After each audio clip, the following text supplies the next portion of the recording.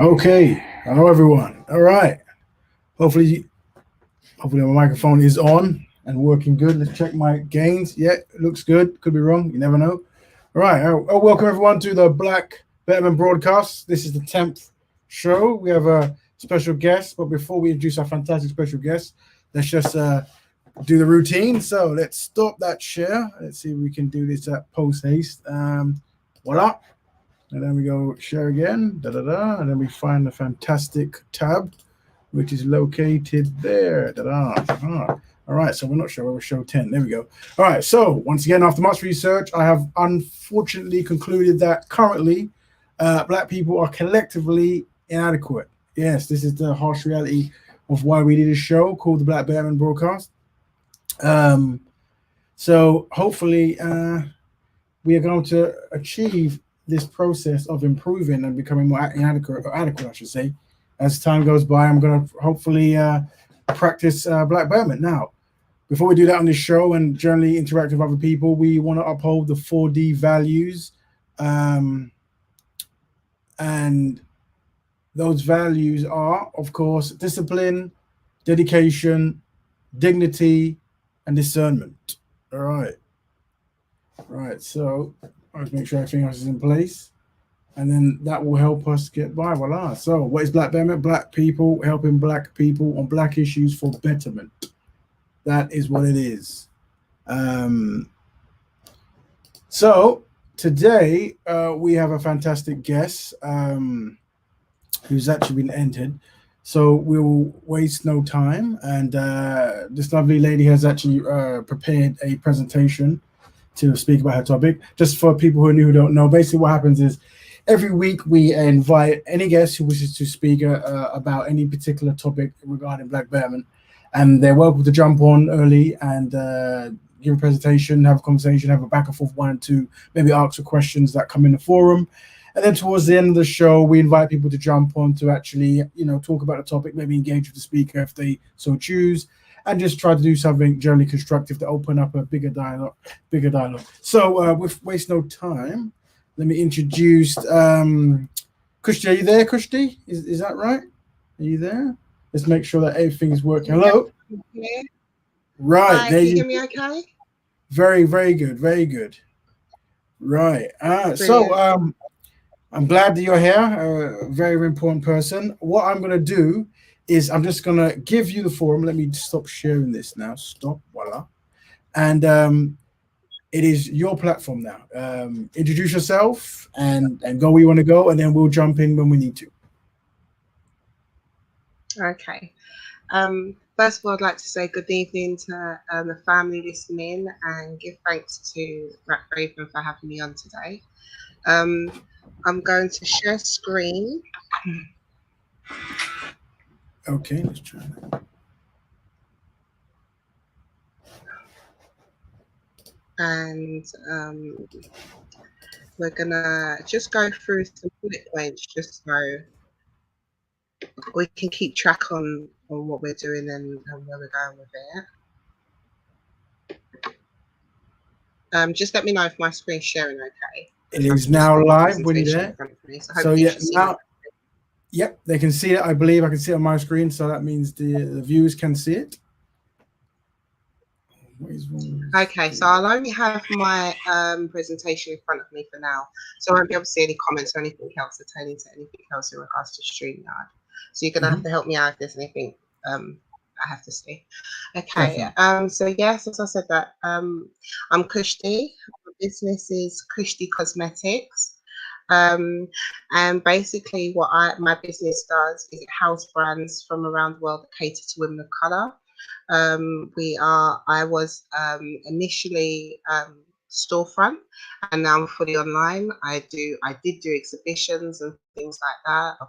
I've attended lots of exhibitions, and I'm working in conjunction with the Jamaican High Commission as well.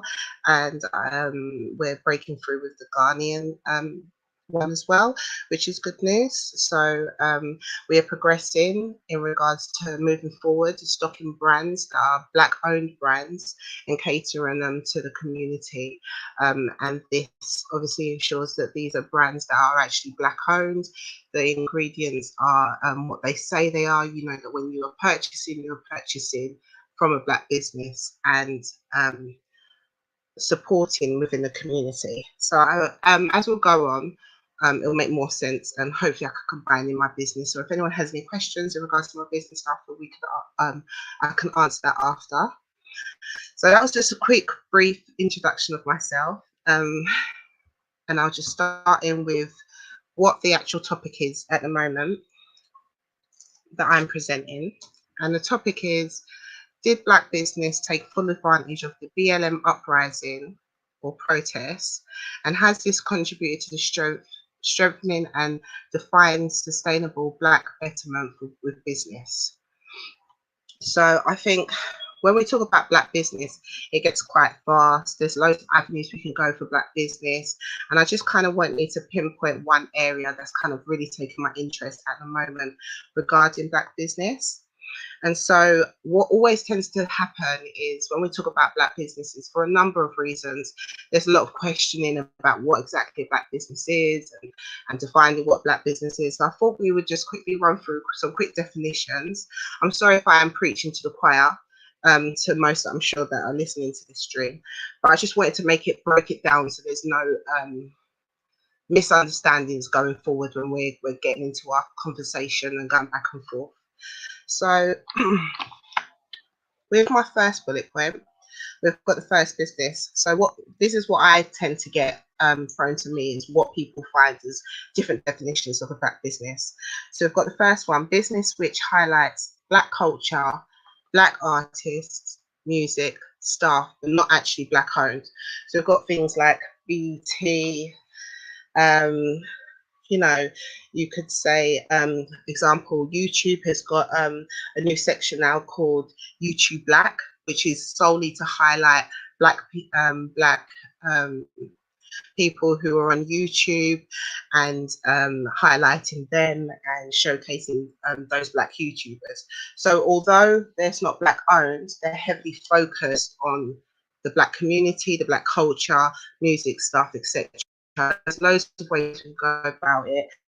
You could even think about footballers, how the most of the footballers are Black. It's not Black owned, like a JD or whatever. You can see what the whole culture is, the music that gets played, the way they dress, the aesthetics, stuff, but as is actually Black owned. So it kind of it's basically everything Black but not Black owned.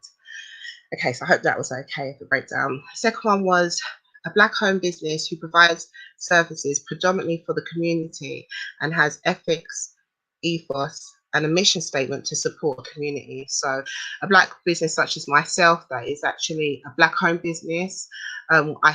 I predominantly serve the Black community because I cater for women of colour, also do skincare for both men and women.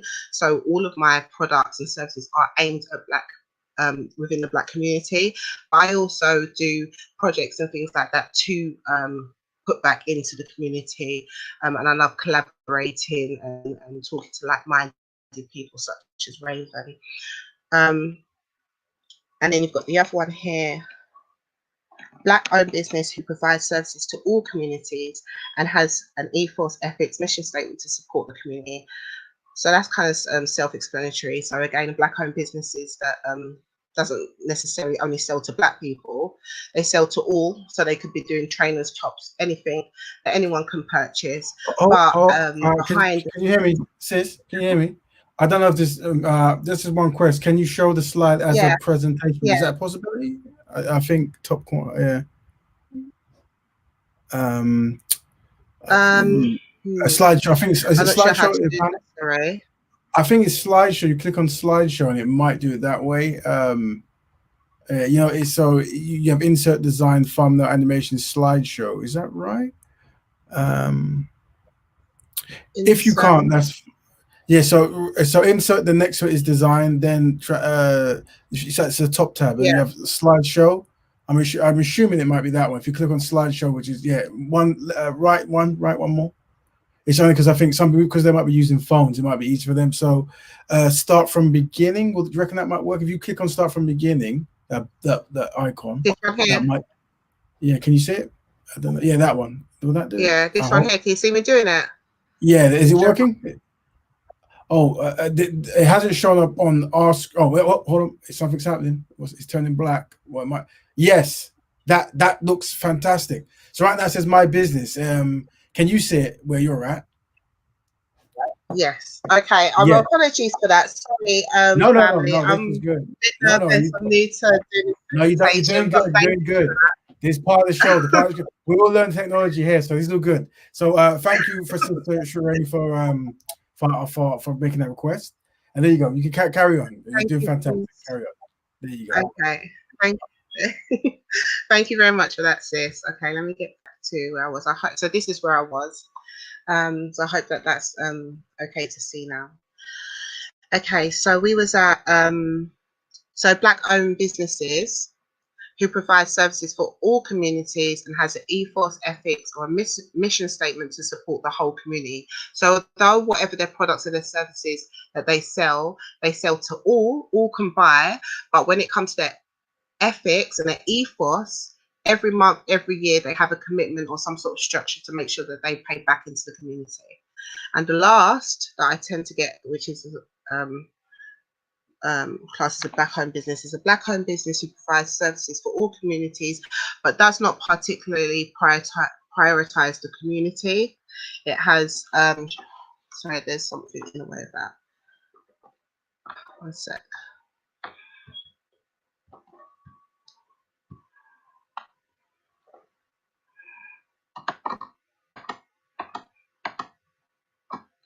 Okay, so that I can't see because something's blocking there, but I can just kind of paraphrase what it means. So it's basically a black-owned businesses who provide services for all of the communities, but does not particularly prioritize giving back to within its community, and that could be just from interests, self-interests, which are more of a priority to keep happy than to jumble the feathers and say something politically incorrect, or they could be upsetting their shareholders. And that's more important for that particular black business than to stand up and to even speak out or even to give back. That's not their priority. They're just a business that they're and the person running the business happens to be black, but there's no real passion or ethos to actually give back into the community.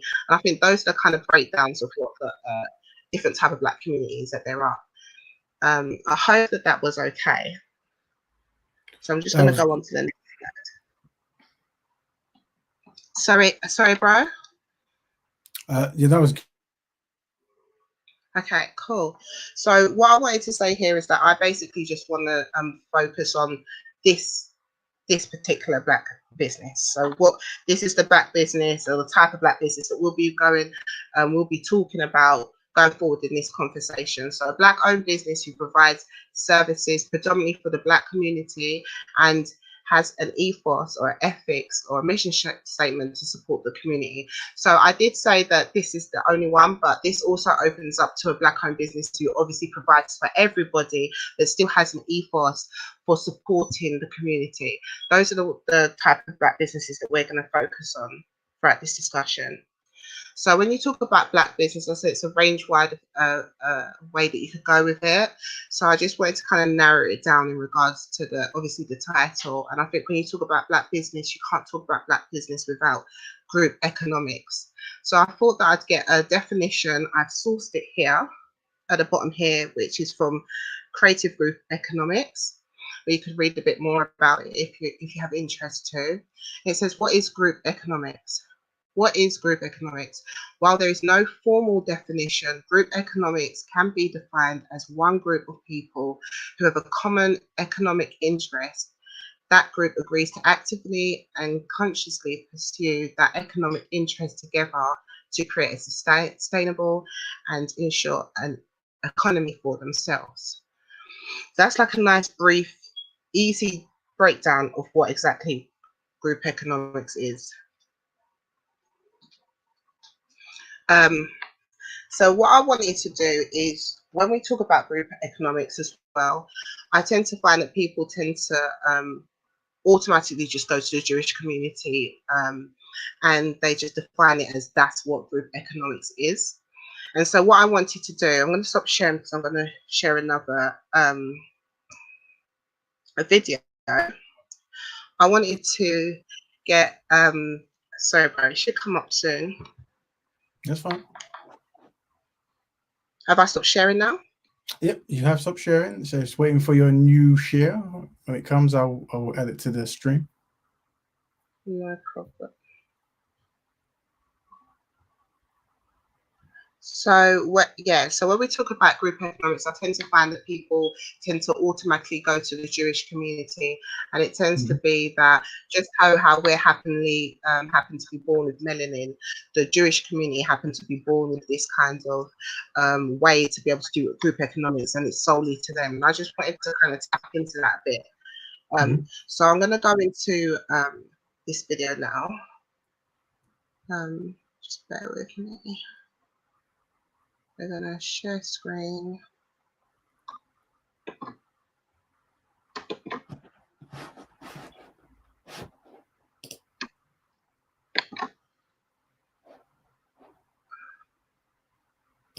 Okay, is my screen sharing now?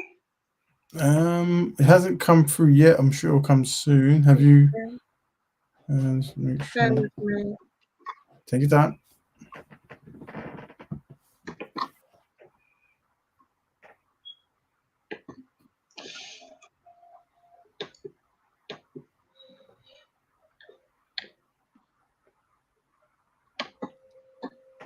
While Sister Kushti is finding that, just remember the way the show works is Sister's going to give a presentation, take notes, any questions you want to ask in the forum, and towards the end, people are welcome to jump in to add to the discussion and ask more questions and just generally have a constructive reasoning around any form of black betterment. Here we go. Videos come through now, so we're gonna add that to the stream. Voila, magic, it's there. There you have it. Okay. So this is done by a professor.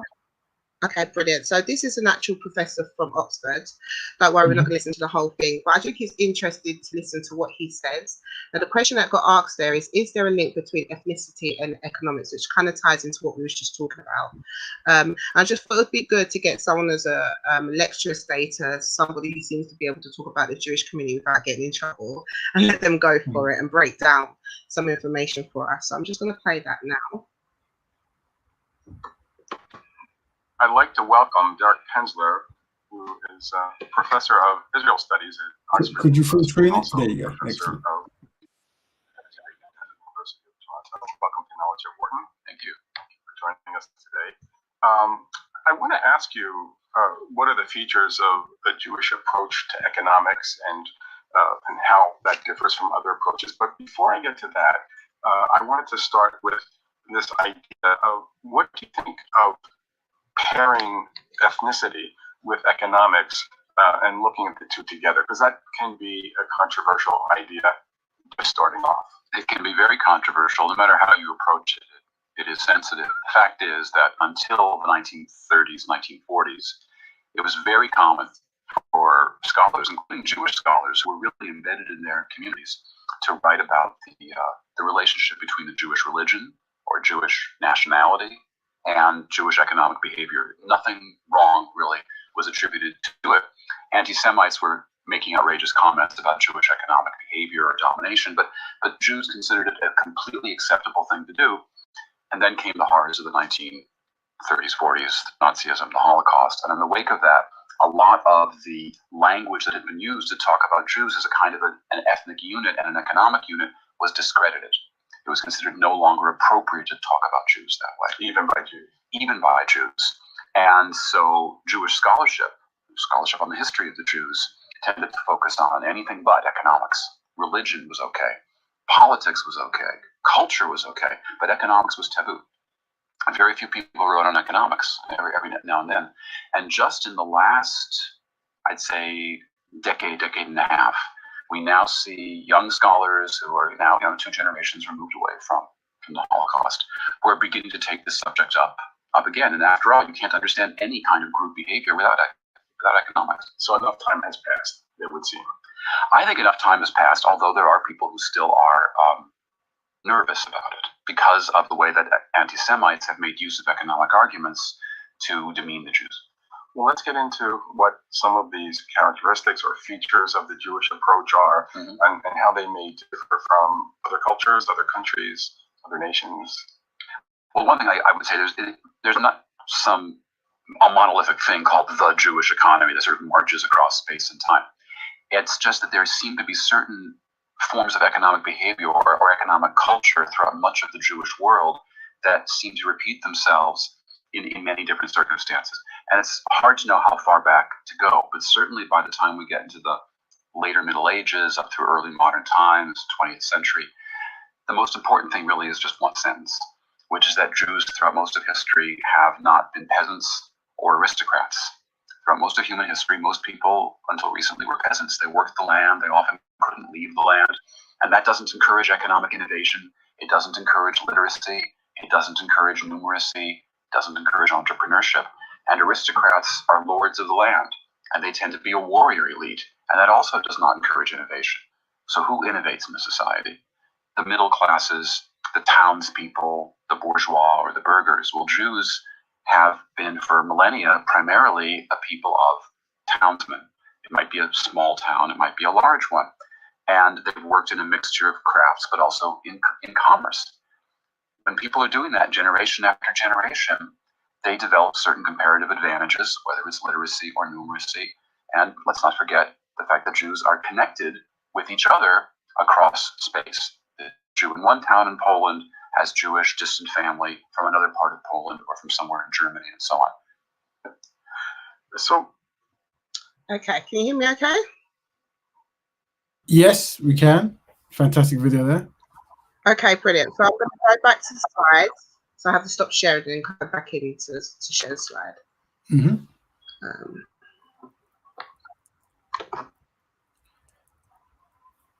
also what we can do as well, guys, we'll post any videos that is here within the forum and the actual comment section as well today. So anyone who wants to check up on stuff, they can. There we go. Let me add that to the stream as well. Voila, there you go.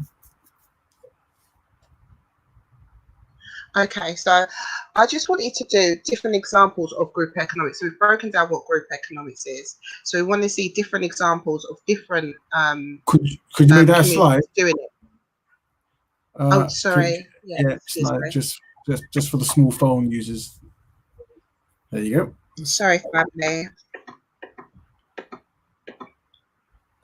Yeah, so I just wanted us to show different examples of different group economics because, as I said, I feel especially when I do more research, is that everyone's practicing it consciously or subconsciously. So we started with the most easiest one. And I just wanted to touch base on some of the stuff that he said on there. So he said, for example, the Jewish world in Central Eastern Europe primarily was just overwhelmed by the possibilities of a revolution in the 19th century. Capitalist revolution, transformation of economic relations, but also socialism, communism, various movements on the left and national movements. Zionism is, after all, a classic form of Jewish nationalism. And then another thing that was interesting that he said was that you cannot understand a group behavior without the economics, which will also come up to another speaker that I'll reference as well, Claude Anderson, who says exactly the same thing. He also says on there that there is not a monolithic thing called the Jewish economy that marches across space and time, but there are certain forms of economic behavior or economic culture throughout much of the Jewish world that seems to repeat its patterns and circumstances, which is just basically saying that it's not just because you're Jewish that everything is that you just fit into this great economy or you're able to provide this great economy. There's these certain ways that they've happened to do over and over again, a certain way of behavior, culture that they constantly do it, that they're seeing return of, and they keep on feeding it down through generations. So when he was referring to the 1930s and the 1940s, he did say that the Jewish community were quite enthusiastic in talking about the growth. So they were talking about the Jewish culture, their history, their religion, and their economics was hand in hand in that. And they openly talked about that. Now, why that's exciting for me is that's where I feel like we're kind of are at now, where we're openly able to talk about um, economic growth, and we're looking deeper into things a bit more. And we're definitely doing it in regards to a community and a group thinking mentality in moving forward in regards to group economics. So I thought that was kind of a positive thing to attribute to us, because I think as us as a community, we're quite behind. We've got to always remember that. So I felt that was really interesting. Obviously, they said that then obviously they hit the problem with the Nazism took over. And when that happened, there was this real push and this real change of, we can talk about everything else, our culture, our religion. When it comes to our economics, we will not talk about it. No, he said that they will not have it spoken about. And then the man said, well, even the Jews. And he said, yes, even the Jewish community will not talk openly about it. Now, obviously, I'm conflicted with that. I believe that in their own circles, in their private groups and things like that, they definitely discuss business and money, because since what happened with the Nazis, we've seen how much they progressed. And that's only going to happen if you talk about business and things like that. But I think it's very interesting that after what happened with the Nazi and Nazism is when they decided that when it comes to the economics, it won't be spoken about. And when we look at people like Nick Cannon, Wiley, we can kind of see that that's come through till now. The Anti-Defamation League, that's kind of run through. Yeah, so I found that was really interesting. And the last point on that, before we move on to another economic group, was when he was talking about the fact that, they were mainly peasants before that they got into this great economic revolution. And he said that the fact that, one, they were in services and they were in commerce, which, what we're talking about now in regards to businesses, that helped to move along the way. But also the fact that they would go to one Jewish person in Poland, one Jewish person in New York, and they'd do business with each other. Again, going back to the fact when he says that it's not that there's this monolithic thing about Jewish, it's the same behavior that they continuously did throughout the years till now. Okay, so that's that part on the on that group. We're gonna move on to another group now. And so I'm gonna have to share the video quickly again, just do another 3 minutes. So I'm gonna stop and then go back in.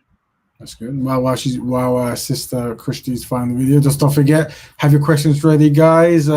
Towards the end of the presentation, people are welcome to come and have a debate, give their opinions. We're trying, as the weeks go by, to let the community be more comfortable to jump onto live streams to air their choice. We try to have a nice reasoning session, so it's more inviting to those who are maybe not used to airing their opinions. So hopefully we're going to achieve that.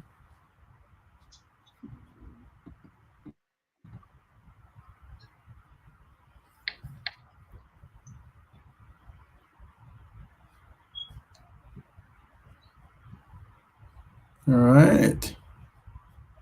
So let's look at some. It hasn't come yet, but I'm sure it will maybe soonish if you've. There we go. Voila. There it is. So just full screen, and it should be fantastic. So over history, there's been other groups that have had prominent merchant classes that also went to other parts of the world and established beachheads. I'm thinking of particularly the Chinese throughout Southeast Asia, where they are often some of the chief merchant classes in some of the big cities in Southeast Asia even today, although they are a tiny percentage of the population. And India is another example where there's been a lot of merchant activity, much of which has, or some of which has gone overseas. So there's a diaspora from India of business people.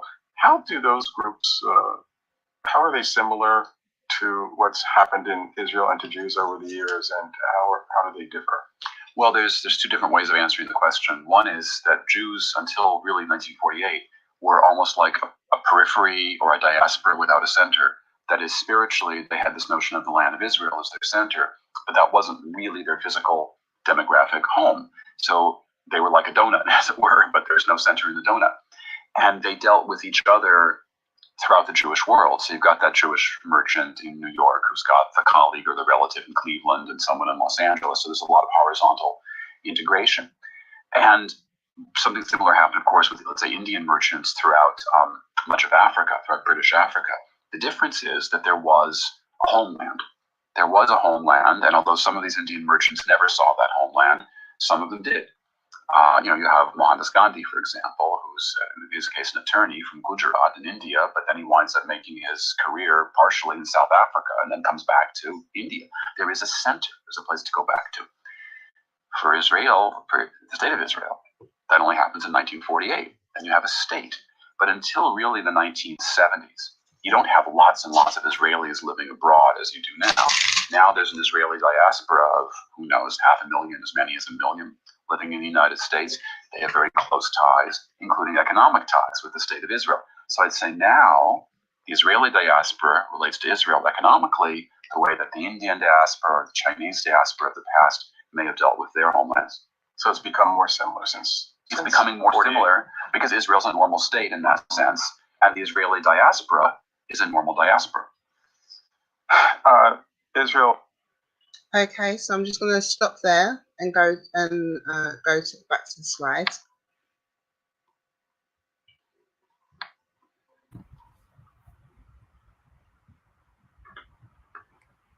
So I have to pick up everyone in the forum who are live.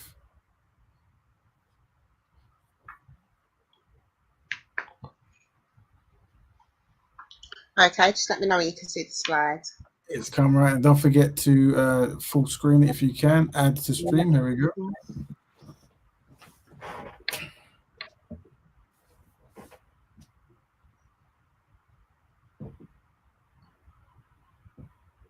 Okay, so there we saw them talking about different forms of groups. So the first one he mentioned was the Chinese doing well in Southeast Asian countries, and doing that through doing beachheads in these countries. But then when I looked into it, the Southeast Asia is actually composed of 11 countries. Some of the 11 are Cambodia, Indonesia, Malaysia, Singapore, Thailand, and Vietnam. These are quite heavy hitters in the game. And what the Chinese do is that they go over to these countries, establish beachheads, and they start taking monopoly on certain areas and aspects of business.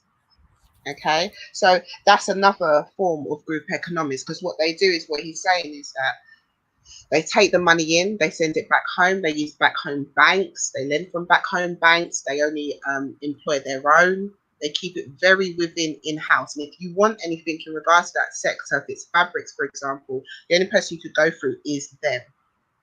Yeah, so that's one form of group economics by the Chinese in South Asia. And remember that they only hold a tiny % of the population, and they've done that all through the business of being a chief merchant. And then he gave another example of India in Africa. Okay, and he even actually said in there that there's some Indians that have never seen India, but they understand that that's their homeland, and that's where they pay back into. So if we just kind of, I've got some quotes for what he said on here. So he says, of course, something similar happened to, let's say, India. Merchants throughout much of Africa, throughout British Africa, so we understand what British Africa is, that's the colonization and all of that stuff there. The difference is that there was a homeland. There was a homeland, and although some of these Indian merchants never saw that homeland, some of them did.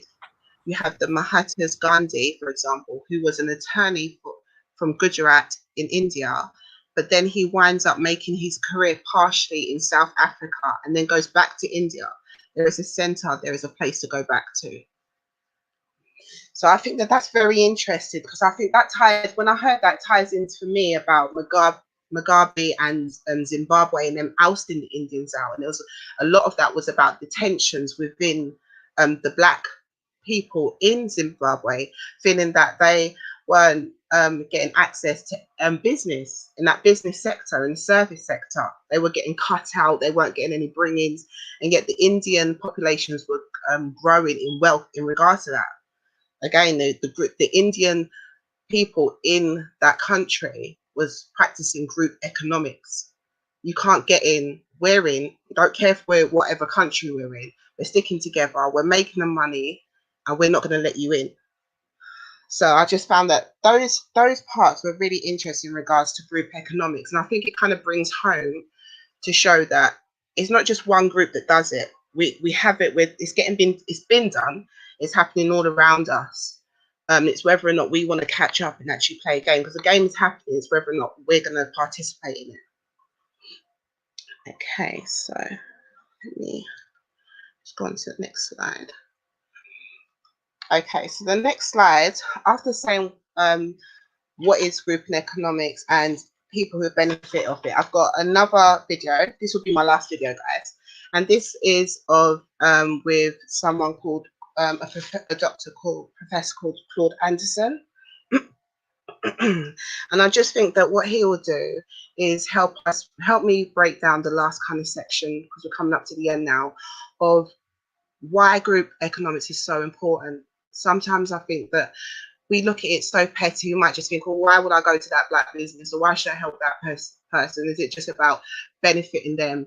Is it just about helping them get rich? And I want to show why it benefits the average consumer, the average person, anybody within the community, whether they're conscious about the community or not, why it actually benefits you to take interest into black economics and to support black business. Mind you, the type of black business that I started out telling you at the beginning, right? So a black business that is black owned, but has the ethos of paying back in. Yeah, so I'm just going to cut out this. I'm sorry, I know it's a lot cutting in and out. And I'm going to go to the last video. So far, doing very good. That's very interesting, very important. I hope people are making notes.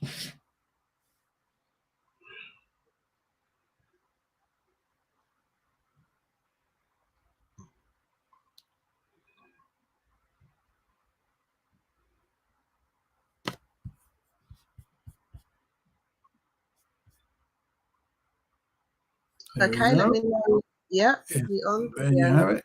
Yep.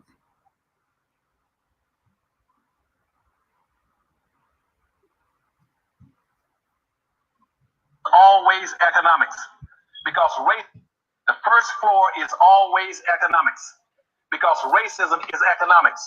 Racism has nothing to do with who you like, who you don't like. It has nothing to do with it. And when they beat up on you now, they know you don't have any economics. You don't have a basis beneath you. When they're dragging and shooting black folk, they're not shooting you because you're black. They're shooting you because of your social economic condition. You're powerless. They know the only thing you're going to do, they shoot 20 blacks tomorrow. All that you're going to do is go out and march. That's all you're going to do. They know that. You have no power and wealth. You build that business community and you build factories and industries in there. And you produce wealth and money and income. Then you take that wealth and money and income and you use it to benefit and lift your people.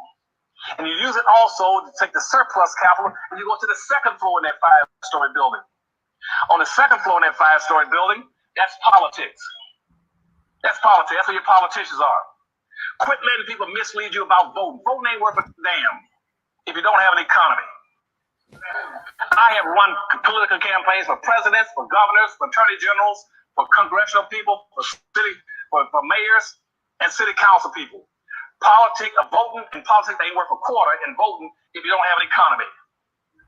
It's money that controls your politics. You take your money on that first floor and the powernomics concepts that I'm trying to get y'all to buy into. Every politician on the second floor. Don't worry about voting, buy them.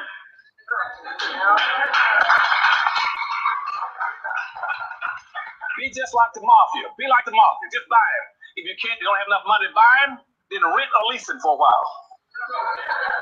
You rent and lease them. Then you commission him and say, now on the second floor, now that I bought you, Just like this next election, you see all this money going into all these candidates, millions and millions of dollars.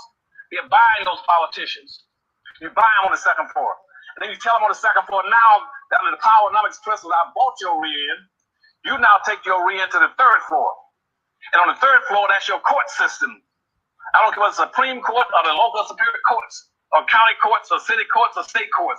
You buy them. And you tell them on that second floor in the court system, you start taking care of my people and doing right. The courts control the police department. The third floor is the courts and the police department. The police department would not be killing your people and shoot them down if they knew that you had an economy underneath you. They're going to pull on you. How many of you seen police shooting down Jews, for instance, running?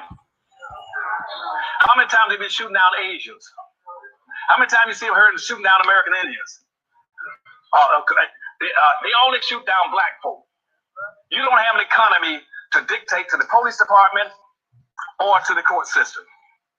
Then once you dictate to them, you take that money off this first floor, you go to the fourth floor. Your fourth floor is your media. You all got to start producing media in these communities and take that money and start going into buying media. You got about 12,000 radio stations in the United States, about 12,000 cable systems in the United States, about 5,000 daily newspapers in the United States, and about 5,000 also, what did I miss? Television stations. You own nothing. Out of 12,000 radio stations, you probably now own about 60 or 70. Out of cable system, you don't own not one. Television station, you used to own one out of 5,000. Daily newspaper, you don't own anything. Not one daily newspaper. How in the world can you communicate? How in the world can you mobilize your people when you don't own the media to get in touch with them and tell them what to do? If you right now try to promote something for black folk, most media will not even carry it. Most white corporations will even buy tickets or ads to help you do it. If you have a black radio station, you cannot have black media unless you got black businesses. Because you need the advertising dollars to keep the business, keep the radio station media going. The people say, why can't we own some radio? Because you don't have any businesses to buy the ads. Whites aren't gonna buy it. But you get white racists on TV and on the radio. You get the Rush Limbaughs or the Hannitys or the O'Reillys on the Fox channel. That whole Fox channel is loaded down with racists. But they get the advertising dollars to stay on the air. You know why? Because you give them the money. I don't see any black folk in America renegotiate their relationships. When did you renegotiate your relationship with white corporations? Saying that if I see you supporting the Fox channel on this negative stuff about black folk, you never get another dollar out of the black American. You won't do it. You should be doing it. Y'all should be sending letters every chance you get and calling them the best. They say any white person on any of the Fox channel out here saying something that implies or suggests or intimates that black folk are stupid, lazy, dumb, and criminal, we will shut off every dollar coming into your company. They're not scared of you. They got your money for granted. They know they're going to get your dollar because they know you don't have any businesses to buy from. You don't have any alternative places to go get your gasoline, like in Detroit, Michigan, when the Arabs took over 144 out of 146 gas stations. You don't own and control anything. You're dependent on them. They say, we ain't worried about them black folk. They don't have any choice but to come give us their money. We'll kick their butts and they still got to give us their money. And the same thing is true with politics. The Republican Party don't need you. They know they got you locked in box. They know you're going to belong to the Democratic Party. Democratic Party said, we got you locked in box. We don't need you either. Because you see, my people, your leadership has not got enough intellectual ability and internal fortitude and common sense to say, hey, let's not support either one of the parties. Let's create. You all could be the most powerful people in this nation. But in 1 or 2 years, if you did one single thing, if you withdrew publicly from the Democratic Party and the Republican Party and said, we don't need either one of you, we're going to create a black independent party.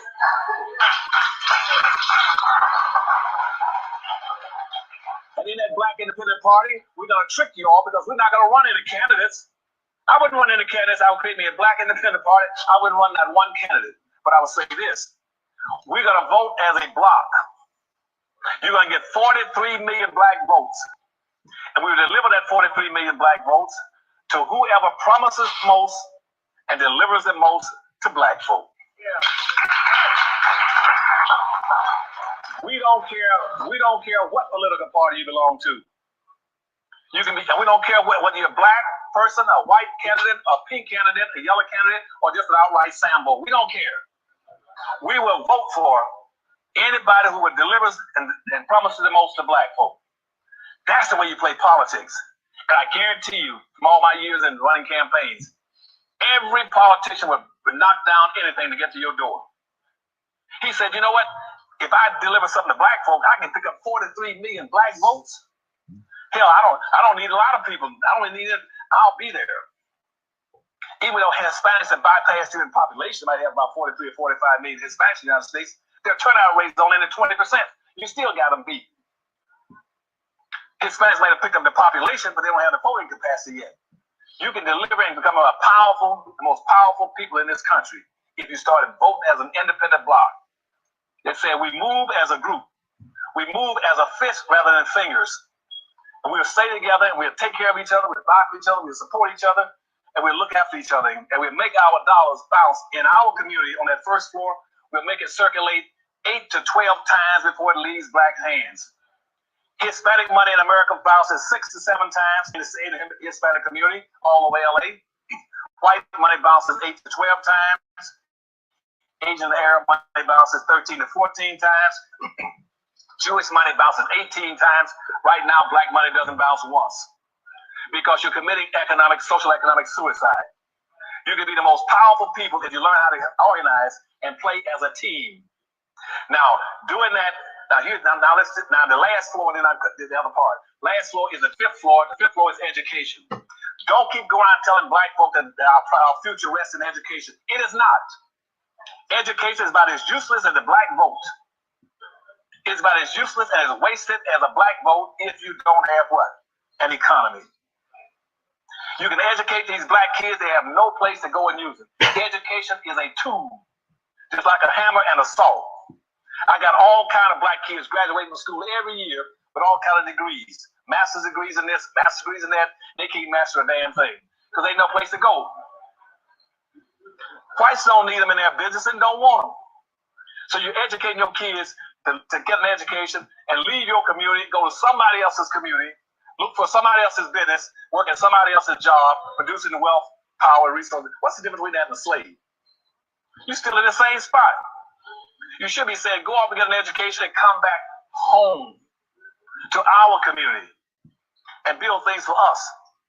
And rather than going out looking for jobs, make your organizations, both for the religious or civil, make your politicians teach black folk how to produce jobs, not look for jobs. And we're doing that now, like going to the last point, that's called exceptionality. We do that by telling everybody, tell all your politicians from this day forward, we heard Dr. Anderson speak. And what he says from now on is that we're not going to play the game anymore. We're going to stop doing what we've been doing in terms of inappropriate behavior. We're not against anybody. I don't want you all to hate anybody. I don't want you all to be against Hispanics, Arabs, Asians, midgets, humpbacks, anybody else. Just strictly be for your own people. Okay?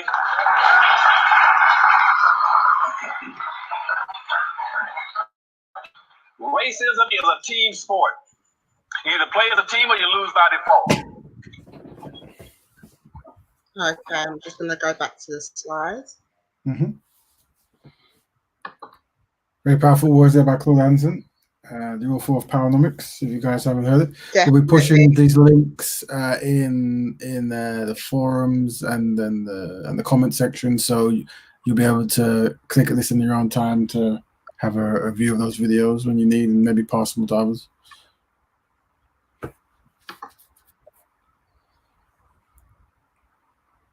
There we go. This is the new slide. There we go. Slides are now live, full screen. Okay, so as the brother said, very, very powerful words there from Dr. Claude Anderson.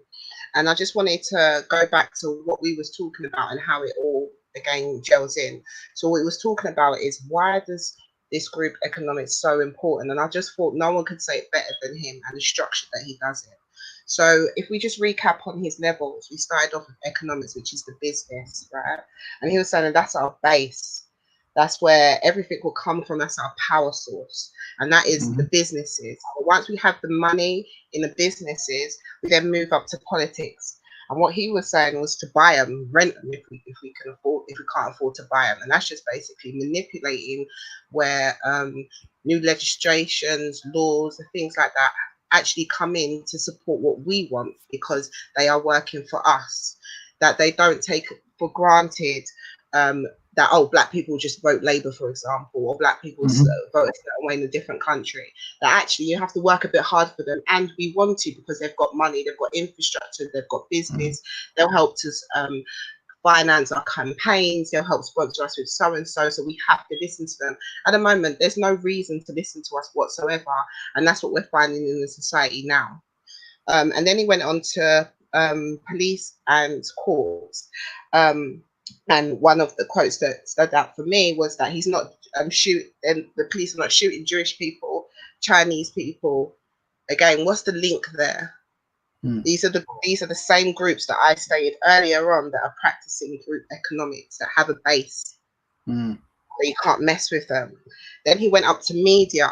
And media is important. Media is what drives out our perception, what people think of us, how we see each other. If we don't have that kind of upbringing or nurturing, you go to the media. Look at people like Wiley, Nick Cannon. They learnt the hard way who runs the media. We saw that how before BLM, how the media was pushing Kaepernick and taking the knee. And he was saying things about renegotiating your position. And the fact that they're taking us for granted, that was so strong to me. That they just take us for granted. It doesn't matter if we disrespect you. It doesn't matter if we have people on TV, Prime Live, where your kids can see and disrespect you. It doesn't matter if we paint you in a terrible light. You're always the drug dealers, that you're never the professionals. We never see black families. Why do we need to? You'll watch our movies, you'll buy our products, you'll keep giving us money anyway. Next one is education. And that's when he said that, it's very interesting in regards to education, because he said that we focus on education, but then what he said, he's got vast experience, he's a lecturer, and he also was in politics. So this is coming from his own knowledge and what he's continued to see. And what he says is that people are getting these high degrees, and they can't do nothing with them, because why would you?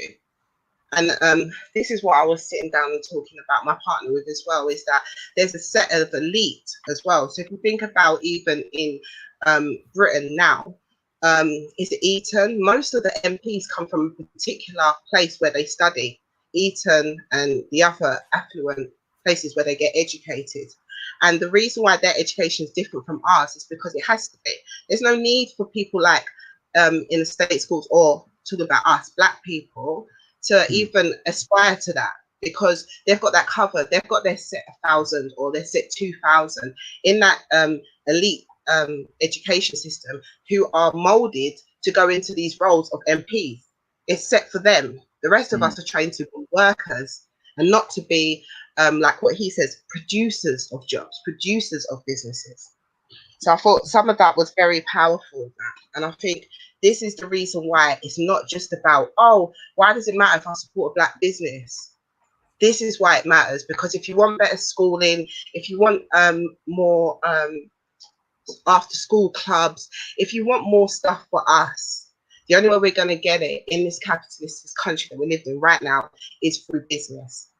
And we're only going to get that, and what we need to get is money. We can only get that, through business. We can only get it through our business. The reason why it's so important to me is because once we start, and then we go back to what kind of business we're talking about. We were talking about black-owned businesses who have an ethos about paying back into the community. Now, if one of these businesses goes rogue, one of these businesses has a partnership with a different community, and they don't want to be able to pay back, they don't want to jeopardize their profits or their earnings, what we can then say is, okay, we don't buy with you, we don't shop with you, and just like that, you've lost all of your profits. It's within your interest. So if we go to you as a collector and said, okay, we've made you this million, we've seen that this year roll out and you've made $1 million profit, but we haven't seen anything. We haven't seen no apprenticeships. We haven't seen any instructions in schools to help in regards to businesses. What are you doing? And you can start demanding that, because if they don't do it, they lose their profit. They run out of business. And I think that's so important. So yeah, there's the link for, I just wanted to be able to reference everything. But as the brother said, I can send all the links to the brother, and he can put it in afterwards. And I just wanted to go on to statistics that was quite shocking to see. It's not full screen at the moment. I don't know if it's an issue at this point, Oh, but just so you know, I don't know if it's an issue at this point, but it isn't full screen, just so you know.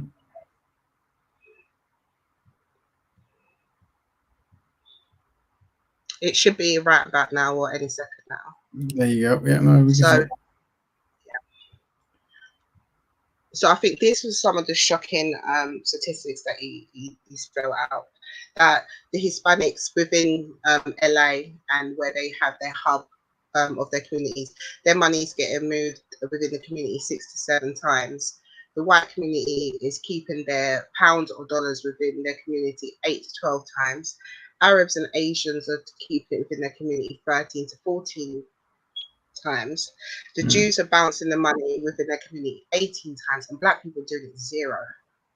Okay, so this was a bit time off, and I do think that since the move of BLM and stuff like that, which we're talking about now, it has changed. But those are some really shocking statistics. And then also it goes back to the history of what we was looking at in the different communities who were exercising group economics. You look at the statistics to the people we're looking at. We looked at the Jews initially 18 times. We looked at the Asian community 13 to 14 times. So you can see that just this basic way of practicing what we saw, that practicing having a certain discipline, it manifests in so much ways, and it benefits back into the community. We're not talking about one person who happens to be named Peter who's Jewish, or one person's called Sam who's Asian. We're talking about a collective here.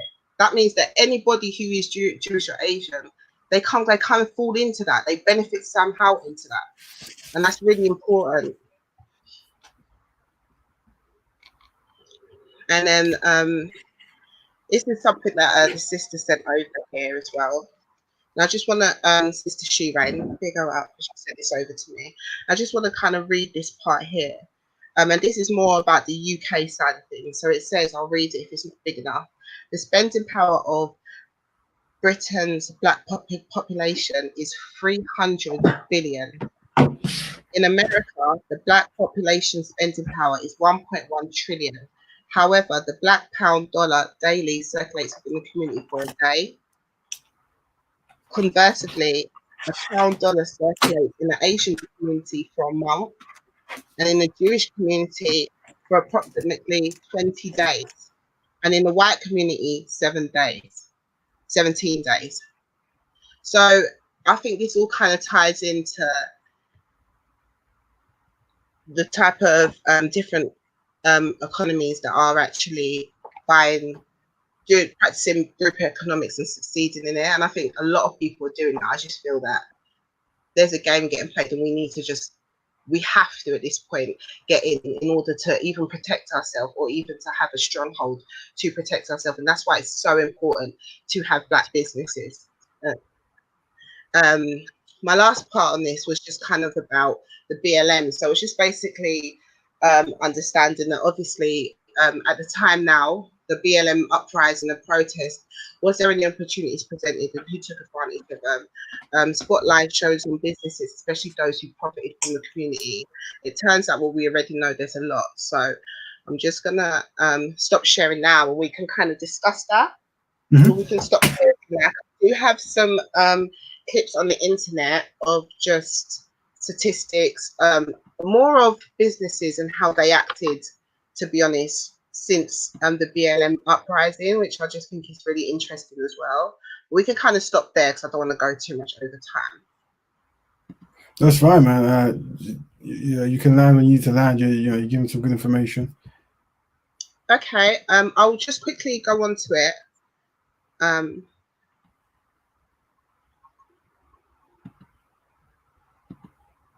I just found it so interesting.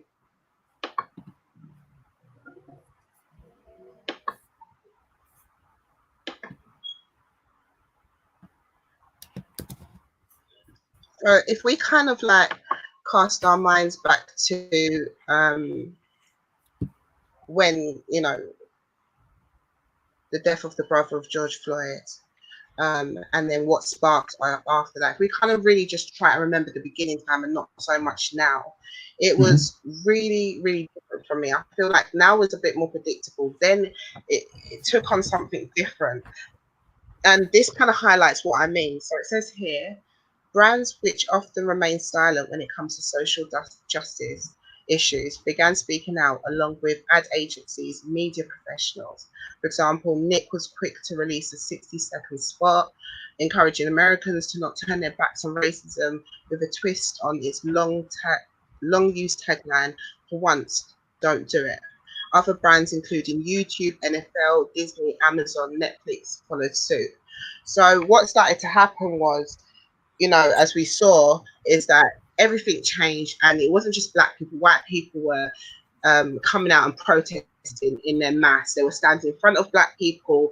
I think what happened was a glass mirror was getting held up to the differences that black and white people were having. You couldn't deny it.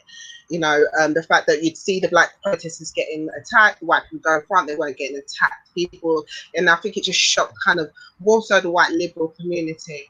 And they started going back to businesses that, again, they profit over black culture, but what do they do to put in?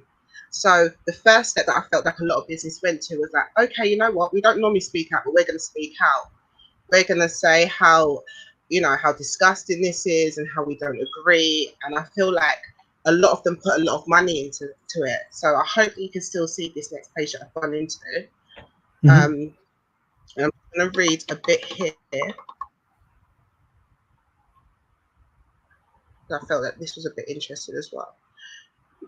Google's YouTube was the biggest overall spender, putting $395,000 behind its racial justice ads. Procter & Gamble & Co. came in second with nearly $375,000 behind its corporate branded ads. Then NASCAR with $312,000 in spending behind a racial justice ad that ran 46 times during the day of its Dixie Vodka 400 race. Unilever put in $219,000 behind TV ads for its Dove and its Sheer Moisture brands.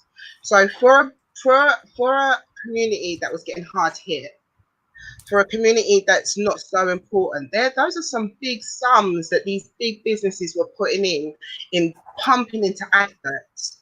Okay, they don't normally even care. They'll go remain silent. The brother wasn't the first one to die, but all of a sudden they're pumping so much into all of these adverts, and they're doing it with, you can see, with haste. I mean, something like NASCAR to me was predominantly a white sport anyway. So for them to put in that much money and push an ad within whatever their race that they were having 46 times in their face, in their viewers' face, which are predominantly white, was a different kind of trend. But I think that they were only doing that because what started happening is that people started to want receipts. People started demanding, well, how much people have you got in your executive positions, your managerial positions? And I think when that started to get exposed, then they started getting into trouble. And I think this is when we started going a different route. We started going through the economic route when people wanted to find out more answers. It wasn't just about marching the street. People started going for the economy now. You know, big businesses. And I found that very interesting. And what I kind of want to wrap up and end on is when these opportunities came up, where there's others I could show. I kind of want to wrap it up where these businesses were just basically saying, you know, we will spend, we will work partnerships. You know, tell us what you think we should do. We should have had some sort of infrastructure, some sort of base, some sort of place where we could have gone to that had this already. We should have had our talkers ready in place to speak. When this was going mainstream, it was going on to Good Morning America and Good Morning Britain.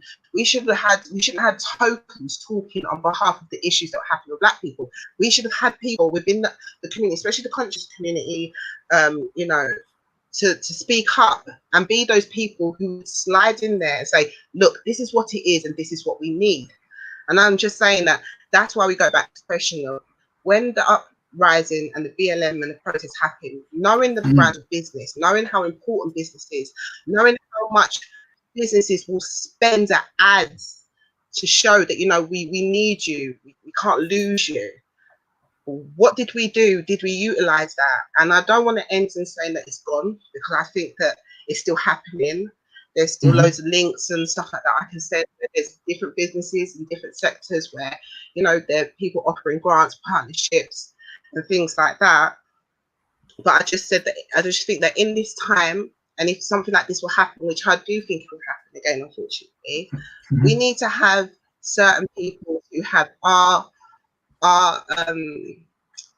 that have us in mind first to talk and be in those positions to fight for us.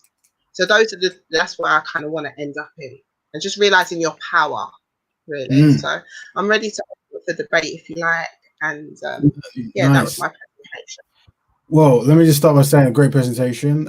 You know, history in the making. Thank you very much. That was really good. Now what I'm gonna do, families. Me and Christian are gonna back and forth with each other, and we're gonna start talking. And now people are welcome to jump in, to ask questions, to even give some opinions on the presentation or things that they would like to know more of. I believe the link is that the link. Let's make sure I haven't missed that letter. Nice, fine. Yeah. So I mean.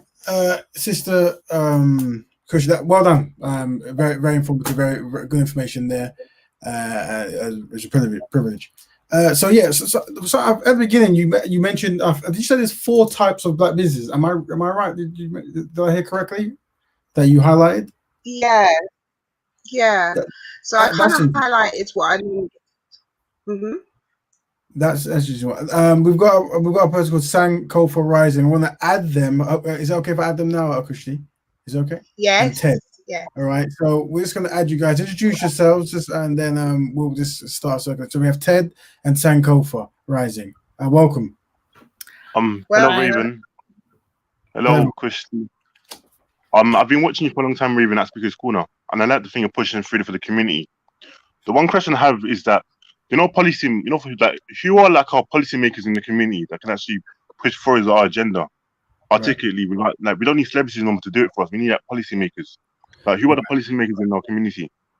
Well, one thing I mean, how I would answer that is this show is about pushing a lifestyle of Black betterment. And when we talk about a concept of Black betterment, I'm just going to share a quick slide for you guys because I'm trying to make systematic ways of thinking. So hopefully this will resonate with the question you're asking. So let me share. Let me do that. I'll leave 17 seconds. Voila. And yeah, boom. So the one thing that I've observed and noticed throughout the time is, and I think this really correlates with what Sister Christian was saying, is the open dialogue about actually trying to help people. So right now, the Black betterment lifestyle is Black people helping Black people on Black issues for betterment. So when it comes to who represents us, I'm putting forward that someone has to be around that area, that their lifestyle or what they emit has to be based on that. There can be no embarrassment or shying away from this concept that I am a Black person who sees a value in helping other Black people for betterment. So when it comes to who's representing people, I would say whoever we push forward, this would be a starting preference of how we would want to pick someone. Now, there's certain things that we want to look for, and this is a topic that might go for another show, but it's listing the needs of Black people. So one thing that unfortunately that seems to hit us is because we're so used to not receiving anything collectively, and we're so used to being marginalized, sometimes we go for symbolic victories or symbolic representation rather than tangibles. All right. What do you mean, brother, please? Can you give me examples, please, brother? Say again, you jump from it. What do you say? Sorry, brother, can you what's that the examples? What do you mean, please? Can you expand them? Or symbolic. So let me give you an example of symbolic versus tangible. So let's use America for example, right? in America, Yes, they're saying, can you give us business loans? Can you, invest in property? Can give us reparations, as in for things that we've lost, pay it back now. And they're not going to get reparations.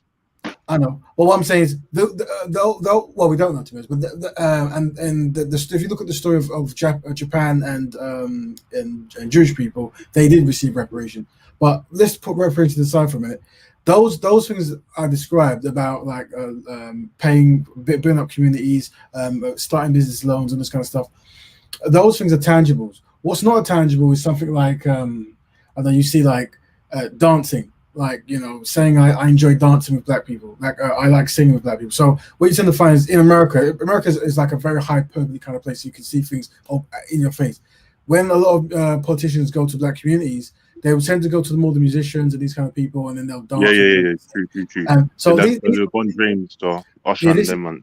Yeah, so this is where you talk about self-esteem, where it's like, because we feel so marginalized as people, just to have someone do something you do and smile usually is enough. And that's why if you look over there, you'll see that a lot of the community, the people at the shows and stuff, they don't mind dancing, asking questions about hip hop and R&B and these kind of things, and what food do you like and this kind of stuff. But they don't actually ask, like, what are you going to do that's going to change the life for the better for black people? Because you are doing that for the LGBT community, for this community, for that community, but you seem to not allowed to do that for the black community. I think a perfect example is the lady who's now the vice president, Kamala Harris, I think it is. Yeah, she's a witch. She's a witch. She's a witch. Well, we're trying to name call, but what I'm saying is, with her in particular, what I would say is she was very comfortable and charismatic about uttering the words. I think what you say, I won't do anything particularly for black people. Yeah. She said that. Oh, I'm not gonna do nothing for black people. Why should I do that? I'll do something for everybody. But she couldn't say that to the Asian community. She couldn't say that to the LGBT community. But she always say it to us. Right. So serious. This is the issue. So what I'm saying is, to answer your first question, people such as that, they wouldn't feel comfortable to make that. Right now, you can say these very comfortably. It's very comfortable to say, I will never help black people. And that actually makes sense to the wider world. The idea is, by us getting on code and having our lifestyles correlate in correlation, it won't be possible to do that. And that's the goal of this entire kind of like lifestyle movement that we're doing, is to get everyone on the same page. And that's why Sister Kushi did a great presentation. So I hope that answered your question there about tangibles and what we're asking for. And that correlates with England as well. There's still the same tangibles. Anywhere where you find African people or black people interacting with non-black people, non-African people, the same rules tend to apply. And what you'll find is, whether you are in a black nation or a non-black nation, the same kind of trickery goes on. And you seem to find I'm from Cameroon. I'm from Cameroon and Congo. But the thing is, my country is not independent. France still controls us. Yes. They literally control everything. So, like, we might have Independence Day. We might be happy to Independence Day, but we're not really independent. Just an illusion. Yeah, and I think, and I'm glad you highlight that, and that's why getting brothers like yourself and sisters who think same way. If we can understand the figure on the same kind of, and if you saw the beginning, and we'll post the videos.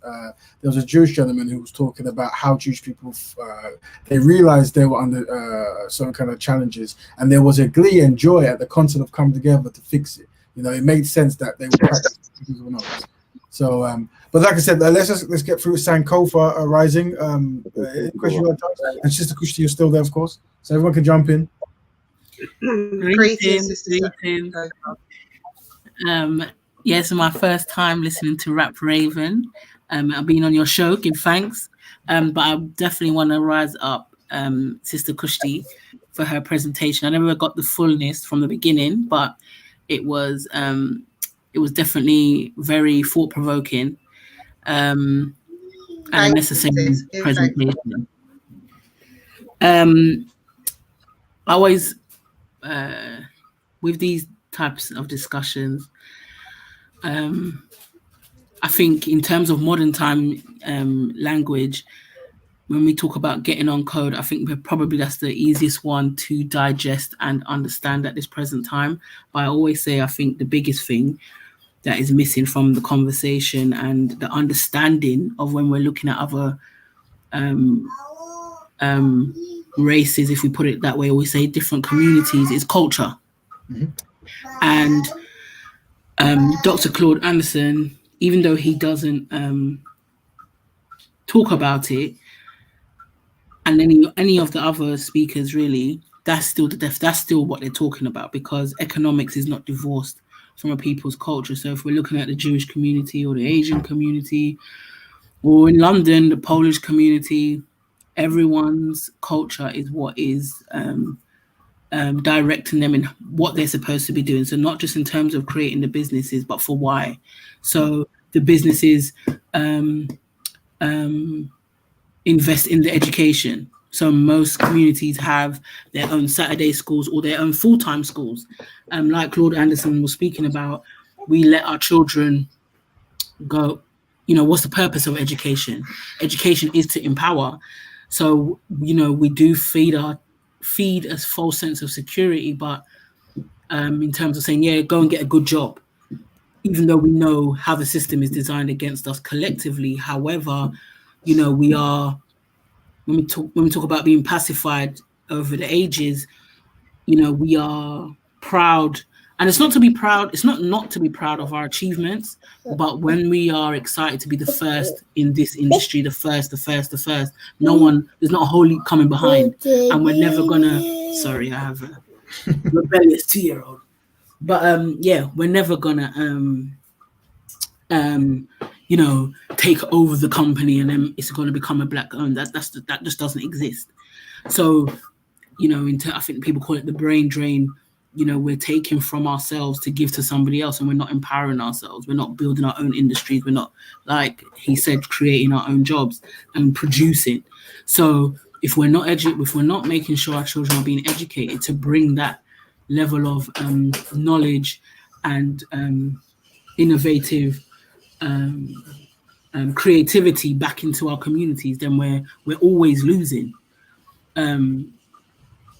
And I think those are the things that is lost, that, the Asian community, let's say, I don't want to feed into stereotypes, but, the proof is still in the pudding. We're going to see them quite high in the medical field because they know that, wherever they are in the West, the pound or the dollar is higher, but they still invest back into their communities. Now, I'm not saying there's not hierarchy. I'm not saying there's not a caste system, but they still not just to invest in the community, but culturally. So whether it's the school, whether it's the religion, it's all one in the same thing. It's nothing is separate. So again, the power of families. 99% of the time, families is the cornerstone of most businesses.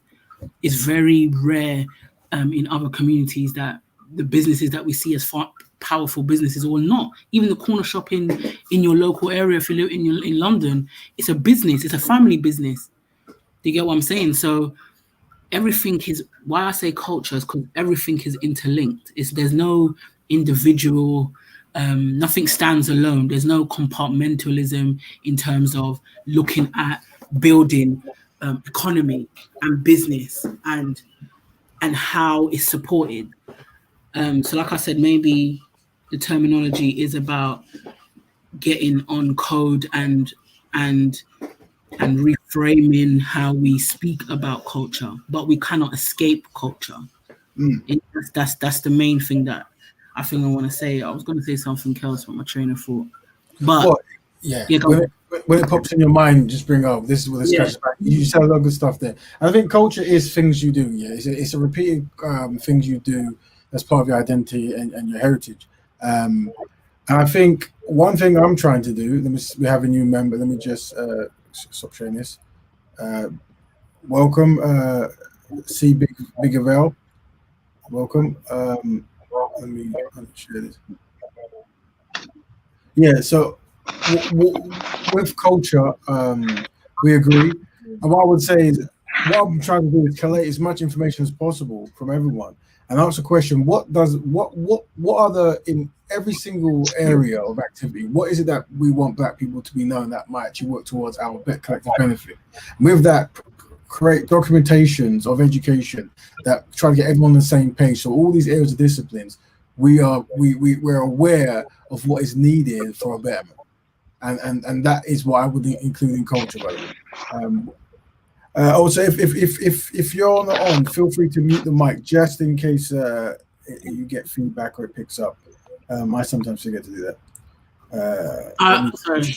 Voila. I just remembered what I was going to say. The last thing, Go ahead. organization. So again, Claude Anderson kept saying we need to organize. Organize. He kept using the word organize.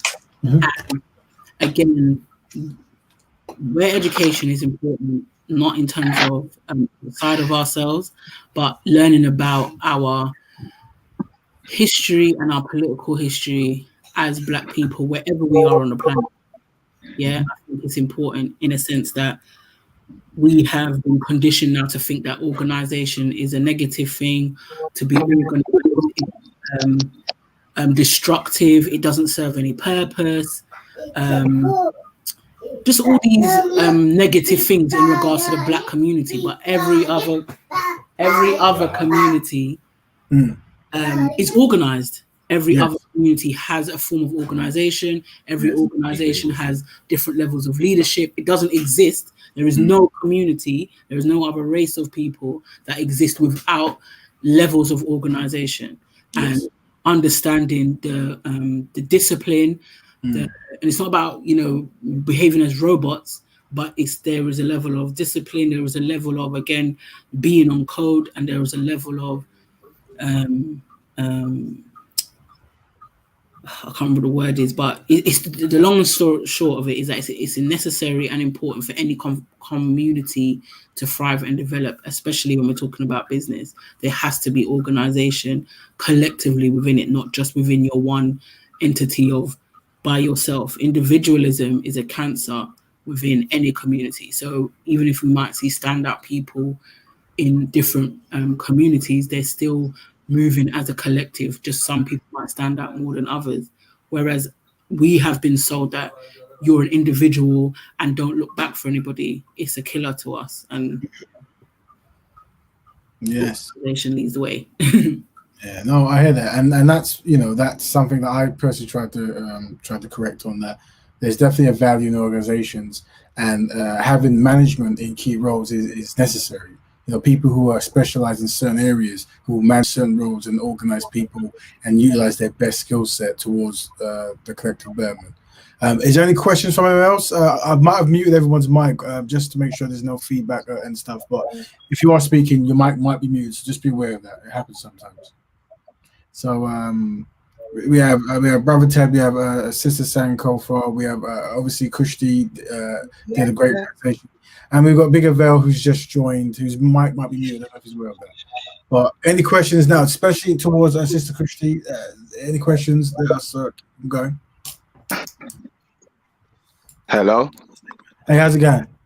Yeah, this is C Bigger Vale. How are you? Oh, hi, C Big. How's it going? Yeah, I'm good, thank you. I'm good. Big up to yourself and big up for your show. And also big up to Kushti as well. That excellent presentation. She done very well, to help educate all of us. So big up to her, which we all should be proud of. Thank you. But what I would like to know as well is that can we overcome this? Can we overcome this period of time that we are in? Like, we have been generationally stuck for as long as we have known it. And what we are all doing, we are all relearning. We have to understand business is very much new to ourselves. It's with ourselves. It's been kept away from us and it's been kept away and shied away from us, where we can understand. Yes, if you look throughout our history, like you can say Black Wall Street, as we know, that was the last great empire of businesses, to be together as one, as a community, a culture, a powerhouse, didn't need no help from the outside. But that has been destroyed, and we have all been put into a system now that we have to follow, and that is by education, by everything that we are doing.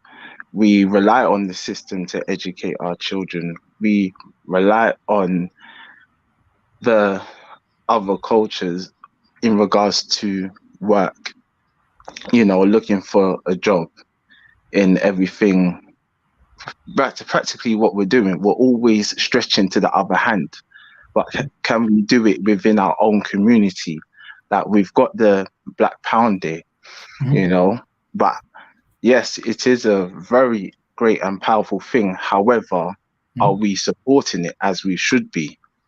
How much money is being spent on that Pound Day? Like I see it floating around, but is anybody spending? And without no spending, we won't be able to further push on. Like we got money to spend on other things, in regards to other name brands, which are all foreign. They're all, it's Italian make, different types of make. But what I'm saying is not within our own culture. We ain't got no one doing that.